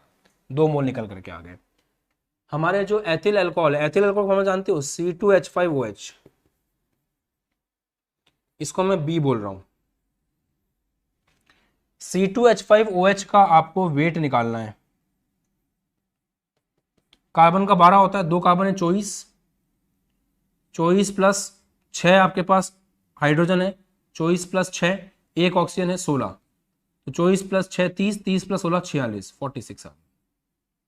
इसका मतलब अगर इसके मोल निकालने हो तो इसका भार बटा इसका अणुभार। इसका भार कितना है? यहां से देखो, इसका भार है 46 ग्राम। तो इसका भार दे रखा है 46 ग्राम। इसका अणुभार कितना है? इसका अणुभार भी है 46 ग्राम। 46 से 46 कट गया, कितने मोल निकल के आ गए? 1। इसका मतलब जो आपका एथिल अल्कोहल भाई साहब है उनके मोल कितने हैं? 1 है। नहीं होगी दिक्कत, आसान है। तीसरा कौन है? 32 ग्राम मेथिल अल्कोहल। भाई मोल अंश निकालने के लिए कहा है ना प्रत्येक का, पर प्रत्येक का मोलंश निकालने के लिए पहले मोल का पता होना भी तो जरूरी है। मोल ही नहीं पता, मोलंश कैसे निकालेंगे? तो पहले मोल निकाल रहे हैं अपन। मैथिल अल्कोहल का फॉर्मूला होता है CH3OH। जब ऑर्गेनिक केमिस्ट्री पढ़ोगे तो समझ जाओगे। इसमें इसका मोल कितना होगा? इसका मोल होगा NC। कैसे लिखा जाएगा? इसके मोल को इस प्रकार से लिखेंगे, कैसे लिखेंगे? भार बटा में अनुभार। तो CH3OH का निकालते हैं, गौर से देखना। कार्बन का 12, हाइड्रोजन का 4, ऑक्सीजन का 16। कितना आसान है सर। 16 + 4 तो 20 होता है, 20 + 12 32 होता है। आ गया सर, मजा आ गया सर। ठीक है, तो भार कितना दे रखा है क्वेश्चन ने? 32 ग्राम। अणुभार कितना है वहां से देखो, 32 ग्राम बराबर 1। क्या ऐसा कोई भी बच्चा है जो नहीं समझ पा रहा है क्लास के अंदर? और अगर कोई भी बच्चा ऐसा है जो नहीं समझ पा रहा है तो बताओ। और अगर सबको समझ में आ रहा है तो फिर लाइक करने में कंजूसी क्यों करते हो? Na + Nb + Nc तीनों को जोड़ना है ताकि विलयन के कुल मोल आपकी नजरों के सामने रहे। तो 2 + 1 + 1, 2 1 3 और 1 4। तो 4 जो है वो आपके विलयन के कुल मोल हो गए। अब अपन एक काम करते हैं, अब अपन मोल अंश निकालना शुरू करते हैं। XA ये कहलाएगा A का मोल अंश, XB ये कहलाएगा B का मोल अंश, XC ये कहलाएगा C का मोल अंश। क्या मैं ये काम डायरेक्ट कर दूं? आप लोग बुरा तो नहीं मानोगे। A का मोल अंश का मतलब होगा A के मोल अपॉन विलयन के कुल मोल। B के मोल अंश का मतलब होगा B के मोल बटा विलयन के कुल मोल। C के मोल अंश का मतलब होगा C के मोल बटा विलयन के कुल मोल। कर दूं ऐसा? ठीक है, तो A के मोल होगा, A का मोल अंश होगा A के मोल बटा विलयन का कुल मोल। B का मोल अंश होगा B के मोल बटा विलयन के कुल मोल। C का मोल अंश होगा C के मोल बटा विलयन के कुल मोल। और इस 1/4 + 1/4 + 1/2 को जोड़ोगे तो ऑटोमेटिकली आपको जो है आपका आंसर मिल जाएगा। देख लो, इन तीनों को आप जोड़ो, आपको आपकी कहानी मिल जाएगी। 2/4 + 1/4 + 1/4 4/4 हो गया। तो XA + XB + XC वापस से कितना आ गया? 1 आ गया। जय हो। धीरेन्द्र यादव जी कह रहे हैं रिपीट करो सर, रिपीट करो सर। रिपीट कर देते हैं, कुछ नहीं करना। सबसे पहले आपको जिस भी अणु का भार दे रखा है, इसका मतलब आप वहां से मोल निकाल सकते हैं। मोल का सीधा फॉर्मूला होता है भार बटा में अणुभार। तो मैंने जल का भार, उसका अणुभार, मोल निकाल लिया। इसका भार अणुभार, मोल निकाल लिया। इसका भार अणुभार, मोल निकाल लिया। ये मोल निकालने वाला काम हो गया। उसके बाद आगे बढ़े, फिर Na + Nb + Nc इन तीनों के मोलों को जोड़ करके रख लिया। अब आपका XA, XB और XC ये तीनों अलग अलग निकालने थे आपको। तो जिसका मोल अंश निकालना है उसके मोल बटा विलयन के कुल मोल, जिसका मोल अंश निकालना है उसके मोल बटा विलयन के कुल मोल, जिसका मोल अंश निकालना है उसके मोल बटा विलयन के कुल मोल। हो गया। क्या इसमें मुश्किल है? 1 विलयन में 16 ग्राम CH3OH और 90 ग्राम H2O उपस्थित है। H2O और CH3OH का मोल प्रभाज ज्ञात करें। अगर अब भी आप नहीं कर पाते हैं तो धिक्कार है आप लोगों पर। ओके, अब तो इतना आसान कर दिया है मैंने, करवा दिए सारे प्रश्न, अब तो कर ही लोगे। चलो इसको हल करते हैं।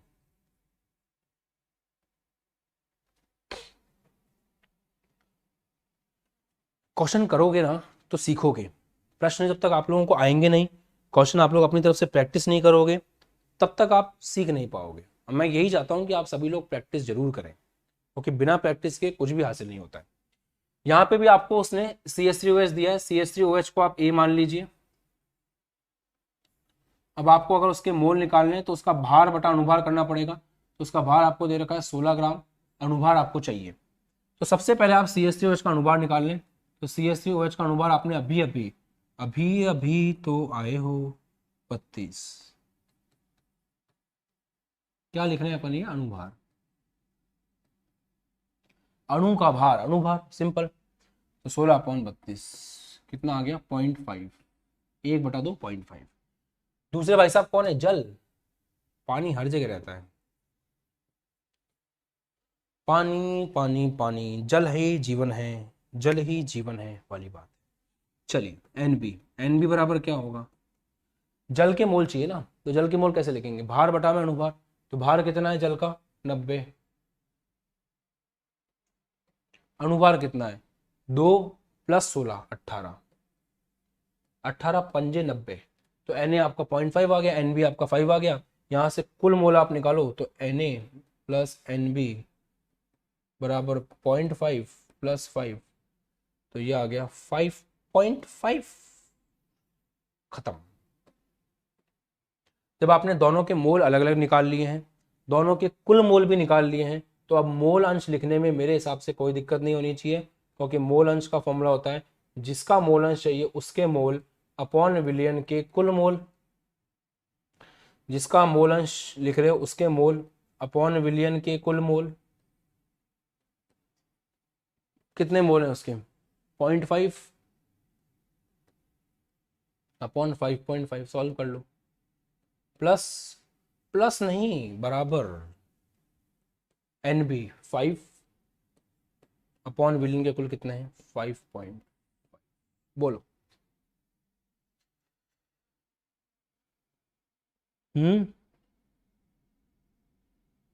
और इनको जोड़ लेना, इन दोनों को जोड़ने में टोटल आंसर बनाएगा। हालांकि अपन से उसने ये कहा नहीं है कि जोड़ करके सिद्ध करो, ऐसा कुछ नहीं कहा। उसने ये कहा है कि इसको अलग निकाल लो, इसको अलग निकाल के बताओ। यही हमारे, ये दोनों जो है ना, यही हमारे आंसर है। इनको सॉल्व करने पर जो आंसर आ रहा है वही हमें बताना है, वही हमारा आंसर है। ठीक, अब आप इस प्रश्न को करिए। इस प्रश्न को करेंगे तो मैं मानूंगा कि आपको द्रव्यमान प्रतिशत भी सही से आता है और आपको मोल अंश भी सही से समझ में आए हैं।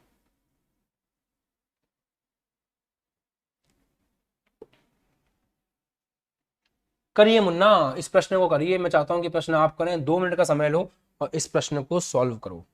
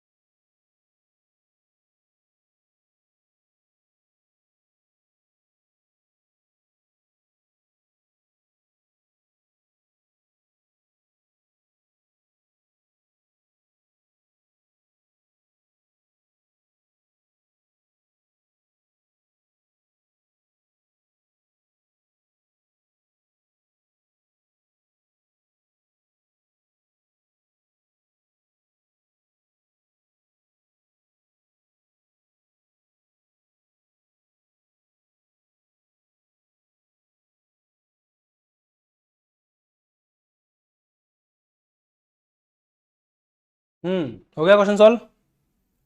किया सब लोगों ने?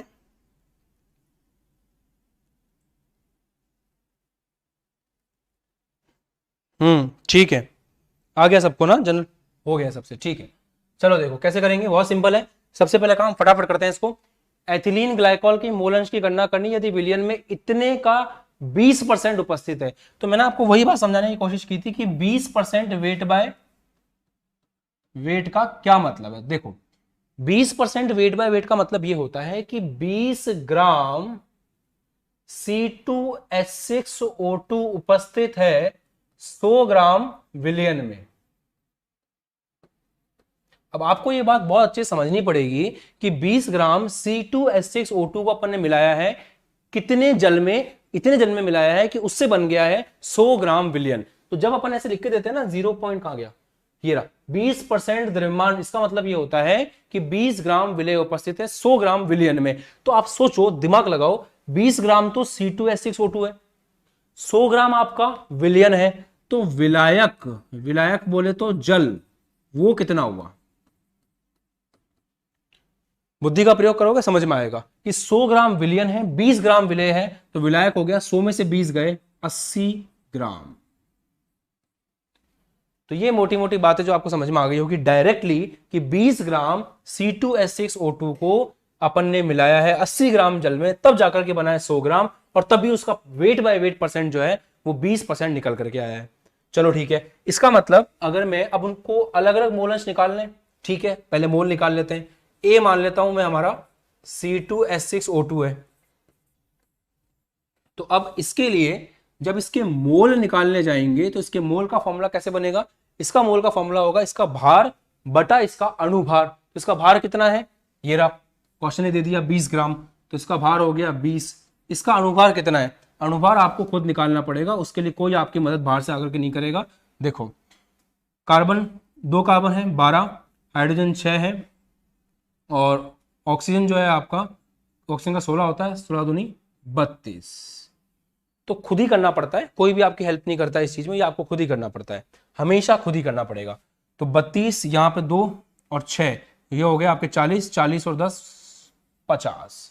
तो यहां से आपके पास निकल करके आया इसका 1 मिनट। मेरे से बहुत बड़ी गलती हो गई, बहुत बड़ी गलती ये है कि एक कार्बन का 12 होता है, यहाँ पे 2 कार्बन है, तो 12 दूनी 24 होगा, तो 12 इसके अंदर और जोड़ना पड़ेगा, और आपके पास आ जाएगा आंसर 62। ठीक है, तो इसका मोल कितना आया, 20/62। बी के मोल की बात करते हैं, बी कौन है आपका, जल है, तो जल के मोल निकालने की कोशिश करते हैं। तो जब आप जल का मोल निकालोगे तो NB बराबर, जल कितना है, जल है आपका 80 ग्राम।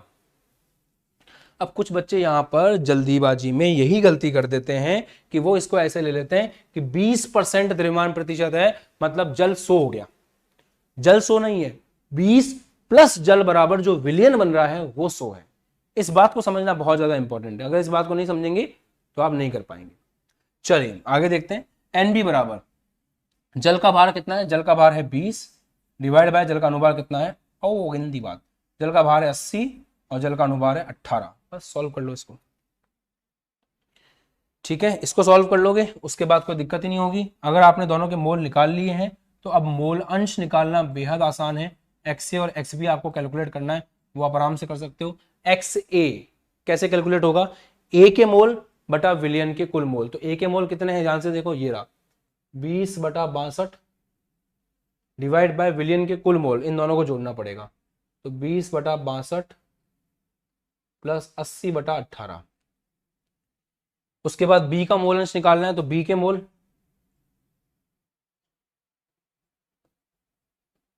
बी के मोल 80/18 डिवाइड बाय, इन दोनों को जोड़िए, 20/62 प्लस 80/18। क्लियर, ये आपके सामने आ गया XA और XB अलग अलग, जो क्वेश्चन ने आपको दिया था और आपको क्वेश्चन ने कहा था कि बताओ। ठीक है, कोई दिक्कत, कोई समस्या इसके अंदर किसी को भी नहीं है, आगे बढ़े। चलो अब हम पढ़ने जा रहे हैं एक नई सांद्रता की पद, जिसका नाम है नॉर्मलता। इस सांद्रता के पद को अच्छे से पढ़ना बेहद आवश्यक है आप सभी विद्यार्थियों के लिए। क्यों बेहद आवश्यक मैं बोल रहा हूं, क्योंकि नॉर्मलता अपने आप में एक ऐसा टर्म है जिसपे एग्जाम में क्वेश्चन मिल सकता है। और इसको समझने के लिए थोड़ा ध्यान से देखना पड़ता है।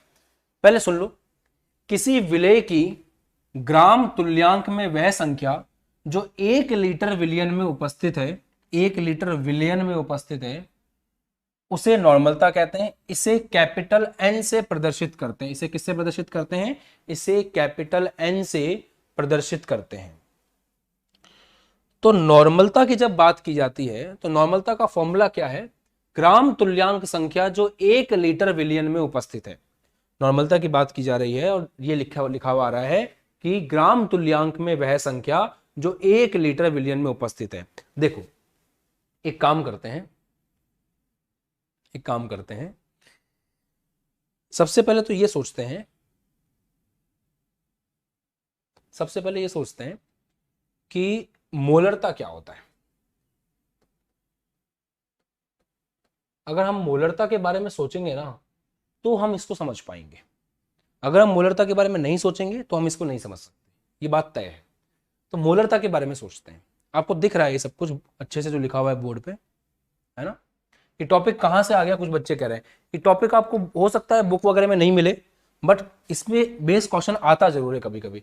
तो जैसे जो बच्चे IIT एस्पिरेंट हैं, नीट एस्पिरेंट हैं, वो इस बात का ध्यान रखें, ये टॉपिक छोड़ नहीं सकते हो आप। ये भी अपने आप में एक सांद्रता का पद है और इसको सीखना भी बेहद आवश्यक है आप सभी के लिए। इसको सीखने का एक पैटर्न है जो मैं आपको सिखा रहा हूँ और उसके बाद 2-4 क्वेश्चन करा दूंगा तो आपको आइडिया हो जाएगा कि एग्जाम में कैसे प्रश्न आए। आप सबसे पहले ये देखो कि आपको मोलरता के बारे में पता है क्या? मोलरता होता है विलेय के मोल जो उपस्थित हैं 1 लीटर विलियन में। सेम होता है नॉर्मलता, बस यहां पर विलेय के मोल की जगह आता है विलेय की ग्राम तुल्यांक संख्या। ग्राम तुल्यांक संख्या। अब आपको बहुत अच्छे से समझना पड़ेगा, अदरवाइज कंफ्यूज हो गए आप और कर नहीं पाओगे क्वेश्चन को सॉल्व।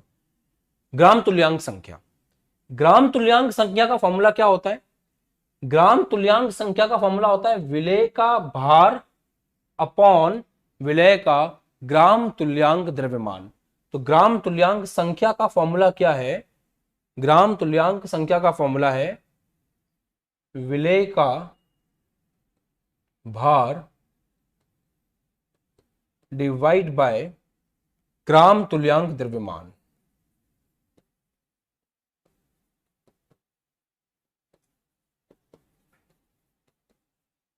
ठीक, अब दिमाग में आ रहा होगा कि सर ये ग्राम तुल्यांक द्रव्यमान क्या होता है?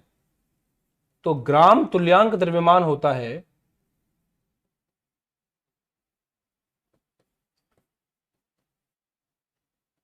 अणुभार डिवाइड बाय एक्स फैक्टर। अब ये एक्स क्या बला है उसके बारे में बताऊंगा, बट पहले आप अच्छे से देख लो जो मैंने लिखा हुआ है बोर्ड के ऊपर। तो एक्स क्या चीज है? सबसे पहली बात, समय लगेगा इस टॉपिक को समझने में, एकदम पल्ले नहीं पड़ता है ये, इसमें पैटर्न है, इसलिए मैं आपको धीरे धीरे समझाने की कोशिश कर रहा हूं। पैटर्न को पकड़ लो, आ जाएगा समझ में।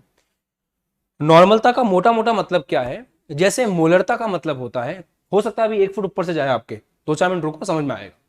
जैसे मोलरता का मतलब होता है 1 लीटर विलियन में उपस्थित विलेय के मोलों की संख्या, ऐसे ही नॉर्मलता का मतलब होता है 1 लीटर विलियन में विलेय के ग्राम तुल्यांकों की संख्या।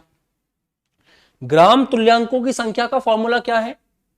विलेय का भार बटा ग्राम तुल्यांक द्रव्यमान। ग्राम तुल्यांक द्रव्यमान निकालने का, देखो विलेय का भार, ये तो आपको क्वेश्चन देगा, ये आपको क्वेश्चन में मिलेगा जब न्यूमेरिकल करोगे तो क्वेश्चन में वो आपको देगा विलेय का कितना भार है, डिवाइड बाय ग्राम तुल्यांक द्रव्यमान। अब ग्राम तुल्यांक द्रव्यमान क्या होता है? वो होता है अणुभार डिवाइड बाय एक्स फैक्टर। अब आप ये बोलोगे सर ये एक्स फैक्टर क्या बला है, वो समझा दो, क्लियर करता हूं, ध्यान सुनना। जैसे HCl है, हाइड्रोजन क्लोराइड, तो इसमें 2 प्रकार के आयन है, H+ और Cl-। तो इसका जो एक्स फैक्टर है वो किसी एक आयन के आवेश को देख लो, H+ में +1, तो इसका एक्स फैक्टर 1 है। कुछ पल्ले पड़ा? नहीं पड़ा तो कोई बात नहीं। H2SO4 को ध्यान से देखो, H2SO4 को जब आप ध्यान से देखोगे तो H2SO4 में 2 H+ आयन है और एक SO4 2- आयन है। तो टोटल पॉजिटिव कितना है? 2, और टोटल नेगेटिव कितना है? 2। इसका मतलब एक्स फैक्टर क्या होगा इसका? 2। आया कुछ दिमाग में? एल्यूमिनियम हाइड्रोक्साइड का अगर कोई आपसे एक्स फैक्टर पूछे तो एल्यूमिनियम हाइड्रोक्साइड का एक्स फैक्टर कमेंट करके बताओ कितना होगा। एल्यूमिनियम +3 है, OH-, OH-, OH- तीनों मिलकर के कितने हैं? -3 है, मतलब वैल्यू कितनी आ रही है? 3। तो इसका एक्स फैक्टर कितना होगा? 3 होगा। अब कोई समस्या? एक्स फैक्टर समझ में आ गया ऋषभ? वेरी गुड बेटा। एक्स फैक्टर समझ में आया सबको? एक्स फैक्टर क्लियर हो गया? बता दोगे अब तो एक्स फैक्टर क्या होता है? उसके बाद आपको क्या निकालना सीखना है? ग्राम तुल्यांक द्रव्यमान। तो ग्राम तुल्यांक द्रव्यमान निकाल के दिखाता हूं। ग्राम तुल्यांक द्रव्यमान, कि ग्राम तुल्यांक द्रव्यमान कैसे निकालेंगे।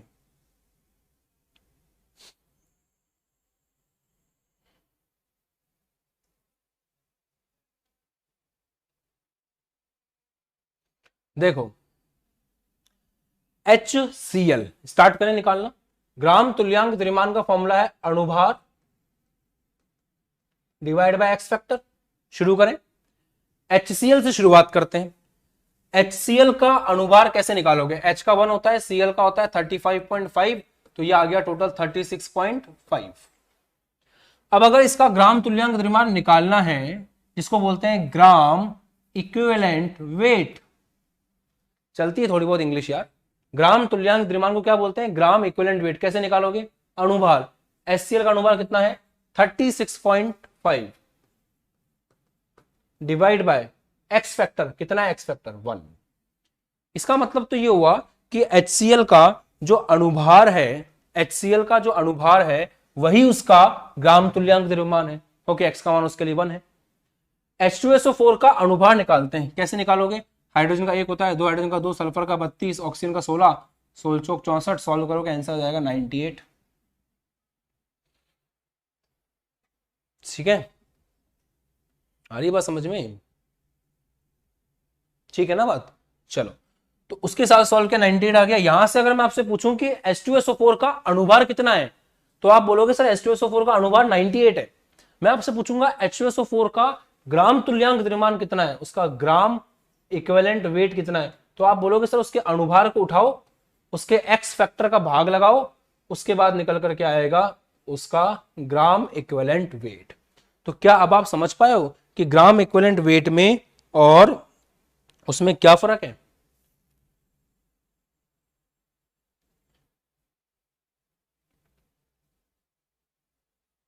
बताओ, कमेंट करो जल्दी।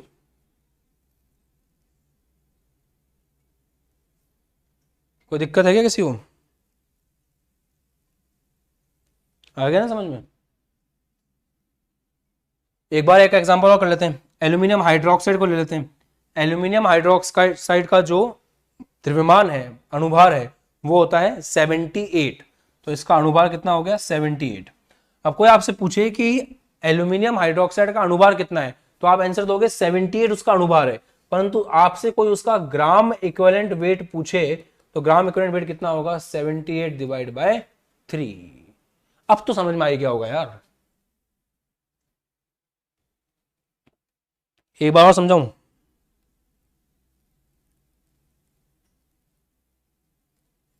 हम्म,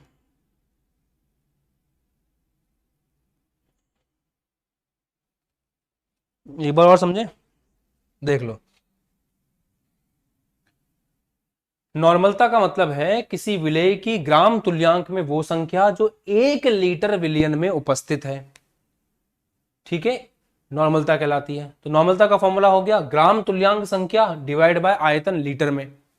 ग्राम तुल्यांक संख्या क्या होता है? ग्राम तुल्यांक संख्या होता है विलेय का भार जो क्वेश्चन में दे रखा होगा डिवाइड बाय ग्राम तुल्यांक द्रव्यमान। ग्राम तुल्यांक द्रव्यमान क्या होता है? अणुभार बटा एक्स। अब एक्स क्या होता है? देखो, जैसे HCl है तो X का मतलब होगा इनका प्लस माइनस, तो HCl के अंदर H प्लस से 1 है, Cl माइनस 1 है, तो उस हिसाब से उसका एक्स फैक्टर 1 है। कोई भी एक का आप चार्ज ले सकते हो। यहाँ पे H2SO4 है, कितना पॉजिटिव चार्ज है, +2 पॉजिटिव चार्ज है, -2 नेगेटिव चार्ज है, कोई भी एक चार्ज लिख दो वो आपका एक्स फैक्टर हो गया। एल्यूमिनियम हाइड्रोक्साइड में +3 -3 है, तो कोई भी एक लिख लो वो आपका एक्स फैक्टर हो गया। इस तरह से इधर आते हैं। अब ग्राम तुल्यांक द्रव्यमान निकालने का तरीका है अणुभार डिवाइड बाय एक्स फैक्टर। तो आपके पास HCl है तो HCl का जो अणुभार है उससे उसके एक्स फैक्टर को भाग लगा दो, उसका ग्राम इक्विवेलेंट वेट निकल करके आ जाएगा। H2SO4 का जो अणुभार है उससे उसके एक्स फैक्टर को भाग लगा दो, उसका ग्राम इक्विवेलेंट वेट निकल करके आ जाएगा। एल्यूमिनियम हाइड्रोक्साइड का जो अणुभार है उससे उसके एक्स फैक्टर को डिवाइड लगा लो, उसका ग्राम इक्विवेलेंट निकल करके आ जाएगा। फिर यहां से जो ग्राम तुल्यांक द्रव्यमान निकल करके आए उसको आप यहां रख देना, विलय का बार क्वेश्चन देगा ही देगा, उससे ग्राम तुल्यांक संख्या आ जाएगी, उस ग्राम तुल्यांक संख्या को यहां रख के विलयन का आयतन लीटर में निकाल लेना, आपका नॉर्मलता का प्रश्न आराम से सॉल्व हो जाएगा। चलिए अब आज की क्लास का आखिरी क्वेश्चन कर लेते हैं। आप लोग जवाब दे चुके हो तो बेहतर है ज्यादा ना खींचा जाए। इधर देखो, अगर नॉर्मलता n है किसी विलियन की तो उसे नॉर्मल विलियन कहा जाता है। तो मान लो अगर आपको किसी न्यूमेरिकल में लिख कर दे नॉर्मल विलियन, इसका मतलब वो इनडायरेक्टली आपको ये बोलना चाह रहा है कि जो नॉर्मलता है वो कितना है, 1 है। तो अगर नॉर्मलता विलियन की 1 हो तो उसे जो है नॉर्मल विलियन कहा जाता है। किसी विलियन की नॉर्मलता अगर n/2 हो तो उसे सेमी नॉर्मल विलियन कहा जाता है, आधी नॉर्मलता। क्योंकि क्वेश्चन में ऐसे लिख के देगा कि HCl का सेमी नॉर्मल विलियन है, तो आपको पकड़ना पड़ेगा कि वहां पे n/2 है उसकी नॉर्मलता। कहीं लिख करके दें n/5 है तो उसे पेंटी नॉर्मल विलियन कहेंगे, 5n है तो उसे पेंटा नॉर्मल कहेंगे। तो पेंटी नॉर्मल का मतलब है n/5 और पेंटा नॉर्मल का मतलब है 5n, फर्क है। कहीं पे n/10 हो उसे डेसी नॉर्मल कहा जाएगा, कहीं पे n/100 हो उसे सेंटी नॉर्मल कहा जाएगा, कहीं भी n/1000 हो उसे मिली नॉर्मल कहा जाएगा। ठीक है। यदि प्रश्न में विलयन का आयतन नहीं दे रखा हो तो हो सकता है कि आपको घनत्व दे रखा हो और द्रव्यमान बटा घनत्व से आप आयतन निकालेंगे। ये बात ध्यान रखें, ये कॉमन सेंस की बात है कि अगर क्वेश्चन में कभी भी आयतन नहीं दे रखा हो तो आपको खुद दिमाग लगाना है कि द्रव्यमान और घनत्व से आप आयतन निकाल सकते हो। ये फॉर्मूला हमेशा आपके दिमाग में होना चाहिए। ठीक है, अब ये प्रश्न करें कि HCl का n/10 विलियन कैसे प्राप्त करें, करो जल्दी से।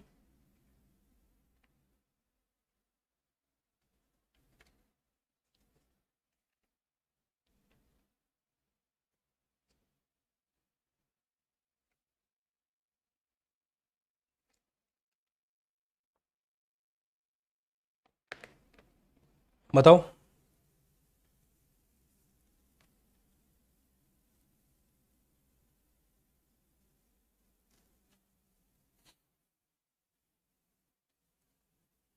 करें सॉल्व।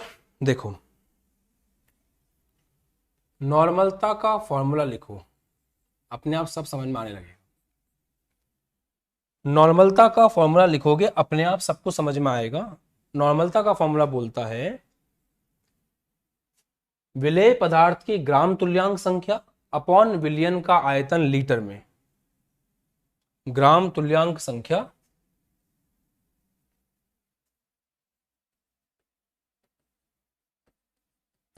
ग्राम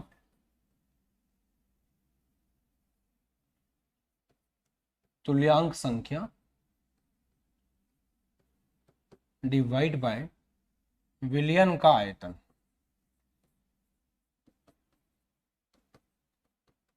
किसमें, लीटर में।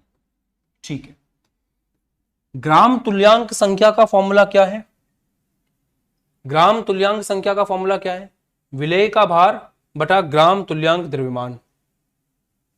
तो विलेय का भार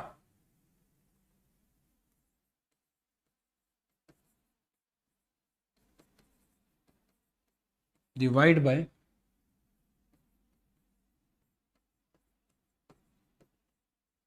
ग्राम तुल्यांक द्रव्यमान, गुणा में क्या चल रहा है, विलियन का आयतन लीटर में।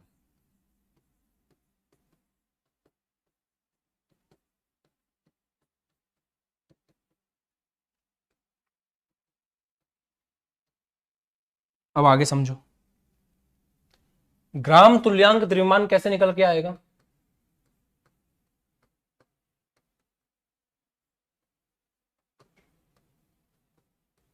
और ग्राम तुल्यांक द्रव्यमान भी किसका चाहिए? विलेय का चाहिए कि विलायक का चाहिए? तो ग्राम तुल्यांक द्रव्यमान भी विलेय का चाहिए। तो विलेय का ग्राम तुल्यांक द्रव्यमान कैसे निकल के आएगा? अणुभार अपॉन एक्स फैक्टर। अणुभार अपॉन एक्स फैक्टर। कौन है विलेय? HCl। तो HCl का अणुभार कितना होता है? 36.5 और उसका एक्स फैक्टर 1 होता है। कितना निकल करके आ गया? 36.5।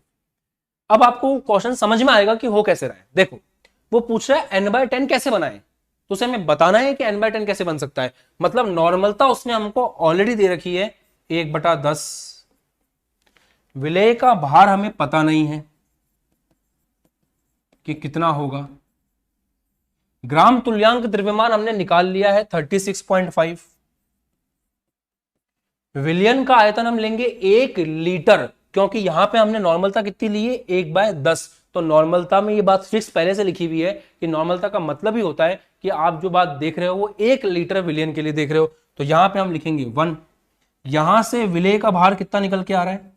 HCl का भार कितना निकल करके आ रहा है? यहां से HCl का भार निकल के आ रहा है 1/10 गुणा 36.5। मतलब ये कितना निकल के आ रहा है? 3.65 ग्राम।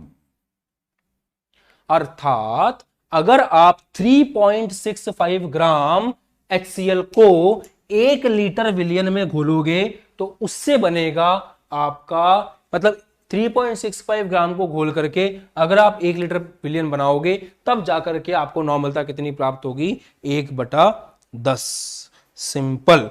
तो अगर आप 3.65 ग्राम HCl को तनु करके 1 लीटर विलियन बना लेते हो तो उसकी नॉर्मलता कितनी होगी? 1/10 होगी। आया समझ में? ये तो कैसे प्राप्त करेंगे वो भी पूछ रहा है ना, वो प्राप्त कैसे करेंगे? तो हमने बता दिया कैसे प्राप्त करेंगे। सिंपल है। HCl लो, कितना HCl लेना है? 3.65। 3.65 ग्राम HCl लो, उसको तनु करके 1 लीटर विलियन बना लो, 1 लीटर विलियन बन जाएगा, बात हो जाएगी, खत्म। क्लियर? आ गया समझ में? 1 लीटर विलियन लो, 1 लीटर विलियन सिंपल सा लेकर के, मतलब विलियन 1 लीटर बनाना है आपको। 3.65 ग्राम को तब तक तनु करो जब तक विलियन 1 लीटर नहीं बन जाए। उससे जो नॉर्मलता प्राप्त होगी वो आपके विलियन की 1/10 होगी, n/10 होगी। ठीक है, अगला प्रश्न करें। अब इस प्रश्न को ट्राई करो, नॉर्मलता का दूसरा प्रश्न, सॉल्यूशन। सॉल्व करिए इस प्रश्न को तुरंत प्रभाव से। प्रश्न कह रहा है 4.9 ग्राम H2SO4 को जल में घोलकर विलयन का आयतन 5 लीटर बनाया गया, विलयन की नॉर्मलता ज्ञात कीजिए। नॉर्मलता ज्ञात करने में सबसे बड़ी समस्या है फॉर्मूले का पता नहीं होना। अगर फॉर्मूला पता हो तो नॉर्मलता ज्ञात करना कोई बहुत बड़ी बात नहीं है, हम आराम से कर सकते हैं। कैसे करेंगे देखो ध्यान से। नॉर्मलता ज्ञात करने के लिए ढंग से सारे फॉर्मूले लिखते हुए चलो, अपने आप सब कुछ समझ में आने लगेगा। नॉर्मलता का सीधा सच्चा फॉर्मूला आपके सामने है, विलेय का ग्राम तुल्यांक संख्या अपॉन विलियन का आयतन लीटर में।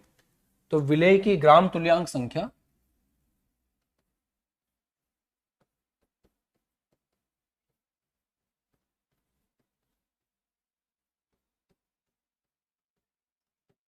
डिवाइड बाय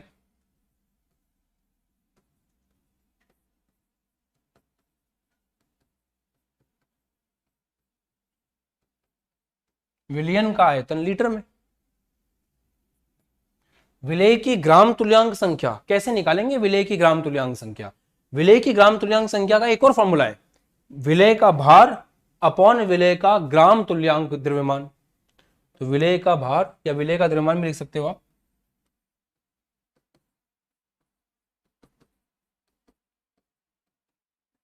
डिवाइड बाय विलेय का ग्राम तुल्यांक द्रव्यमान, ग्राम तुल्यांक द्रव्यमान। ठीक है, और गुणा में क्या चल रहा है नीचे? विलियन का आयतन। तो गुणा में नीचे विलियन का आयतन चल ही रहा है। ऊपर क्या आ जाएगा, लीटर में है ना, 5 लीटर, ठीक है, कोई दिक्कत नहीं। अब अगला टास्क क्या है आपका, विलेय का ग्राम तुल्यांक द्रव्यमान निकालना। ये अगली मात्रापच्ची है जो आपको करनी है। तो वो मात्रापच्ची अपन साइड में कर लेते हैं इधर, फिर डायरेक्ट वैल्यू रख देंगे। तो विलेय का ग्राम तुल्यांक द्रव्यमान, इंग्लिश में बोलते हैं ग्राम इक्विवेलेंट वेट, GMEQ.WT। तो ये हो जाएगा विलेय का ग्राम इक्विवेलेंट वेट। क्या फॉर्मूला है, अणुभार अपॉन एक्स फैक्टर,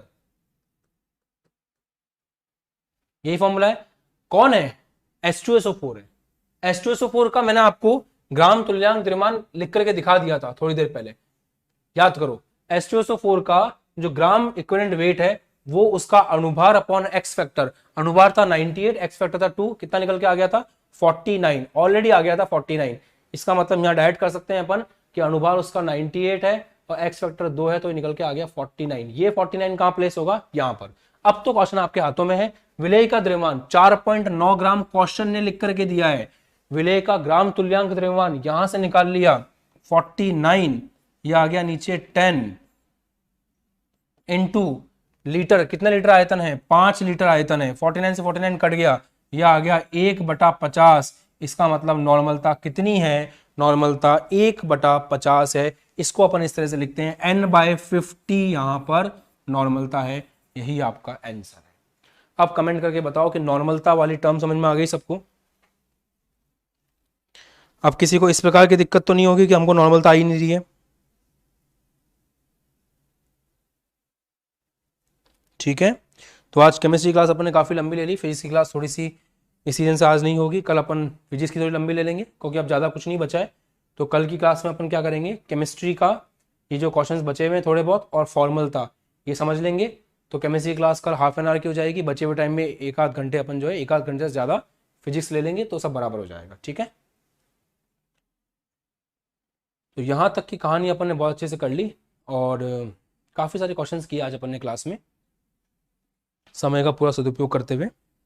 1/50 100% क्लियर है, एकदम अखंड, कोई दिक्कत नहीं है। चलो जी, तो इसी के साथ में आज की क्लास को अपन एंड करने जा रहे हैं। सारे क्वेश्चंस अपन ने किए हैं। न्यूमेरिकल्स करने में अगर आपको इसी तरह से बहुत ज़्यादा मजा आता है और आप चाहते हो कि क्लास में इसी तरह से लंबी लंबी क्लासेस हों और न्यूमेरिकल्स ऐसे ही आते रहें, तो आपको बस एक ही काम करना है, लाइक करना है, सब्सक्राइब करना है, कमेंट करना है और शेयर करना है। अब सभी बच्चे आज क्या करेंगे, आज सबको एक होमवर्क दे रहा हूँ मैं। सभी का काम ये है, आपको 2 चीज़ें कर सकते हो आप। या तो आपने नई नई चीज़ क्या पढ़ी आज, आपने आज पढ़ा है PPM, नॉर्मलता और ये सब चीजें। तो मैं चाहता हूं कि PPM तो सिंपल था, PPB भी सिंपल था, नॉर्मलता थोड़ा सा ऐसा लगा होगा टफ सा है। तो आप क्या करोगे, आज कमेंट सेक्शन में जाकर के फॉर्मूले लिखोगे नॉर्मलता से संबंधित। जैसे ग्राम तुल्यांक संख्या का फॉर्मूला है ये लिखोगे, ग्राम तुल्यांक द्रव्यमान है ये फॉर्मूले में लिखोगे कमेंट सेक्शन में। पदार्थ की नॉर्मलता का फॉर्मूला क्या होता है ये आपको कमेंट सेक्शन में लिखना है। और अगर सबसे इंपॉर्टेंट तो ग्राम तुल्यांक द्रव्यमान कैसे निकालते हैं इसका विवरण कमेंट सेक्शन में आना चाहिए। उसके बाद ये लिखोगे आप, जितना भी कर सको आपकी श्रद्धा है, बट करना जरूर है। चाहे 1 लाइन कमेंट करो चाहे 2 लाइन कमेंट करो, करना जरूर है कि n विलियन को क्या बोलते हैं, n/2 को क्या बोलते हैं, n/5 को क्या बोलते हैं, 5n को क्या बोलते हैं, n/10 को क्या बोलते हैं, n/100 को क्या बोलते हैं। ये सब आपको लिखना है कमेंट सेक्शन में। और ये सब चीजें अब अगली क्लास से मैं यहाँ पे कमेंट्स भी शो करने लगूंगा आप लोगों के, जो भी आप करोगे। क्लियर है, ठीक है। इस सैटरडे आपका टेस्ट होगा, जिस टेस्ट के अंदर फर्स्ट चैप्टर आपका कंप्लीट आएगा और सेकंड चैप्टर में सांद्रता के पद जितने मैंने पढ़ा दूंगा कल तक वो सारे आएंगे। तो परसों आपका टेस्ट है और उसकी तैयारी आपको करके रखनी है किसी भी हालत में। Clear, done. चलो मिलेंगे फिर आपसे अगले वीडियो में। और फिजिक्स की क्लास आज नहीं है, कल अपन केमिस्ट्री छोटी होगी क्योंकि अब ज़्यादा स्लाइड नहीं बची है, तो बचा हुआ है वो कल खत्म करके सीधी अपन फिजिक्स की क्लास स्टार्ट करेंगे। ये बहुत इंपॉर्टेंट स्लाइड थी, इसमें काफी सारे न्यूमेरिकल्स अपन ने किए हैं और अब उम्मीद है मुझे कि कंसंट्रेशन टर्म से संबंधित कोई भी न्यूमेरिकल अब कभी आएगा तो आप कर पाओगे बिना किसी समस्या के। तो मिलेंगे अगली क्लास में, बाय बाय, जय हिंद, टेक केयर। बैच अभी तक ज्वाइन नहीं किया तो कर लीजिए क्योंकि सारे वीडियो सीक्वेंस में आपकी प्रैक्टिस शीट्स, उनके सोल्यूशंस और टेस्ट वगैरह वो सब आपको बैचेस में ही देखने को मिलेंगे। तो बैच का ज्वाइन करना आपके लिए बहुत ज़्यादा आवश्यक है। बाय बाय, जय हिंद, मिलते हैं आपसे अगली क्लास में। लाइक कमेंट जरूर करना है, होमवर्क आपका यही है।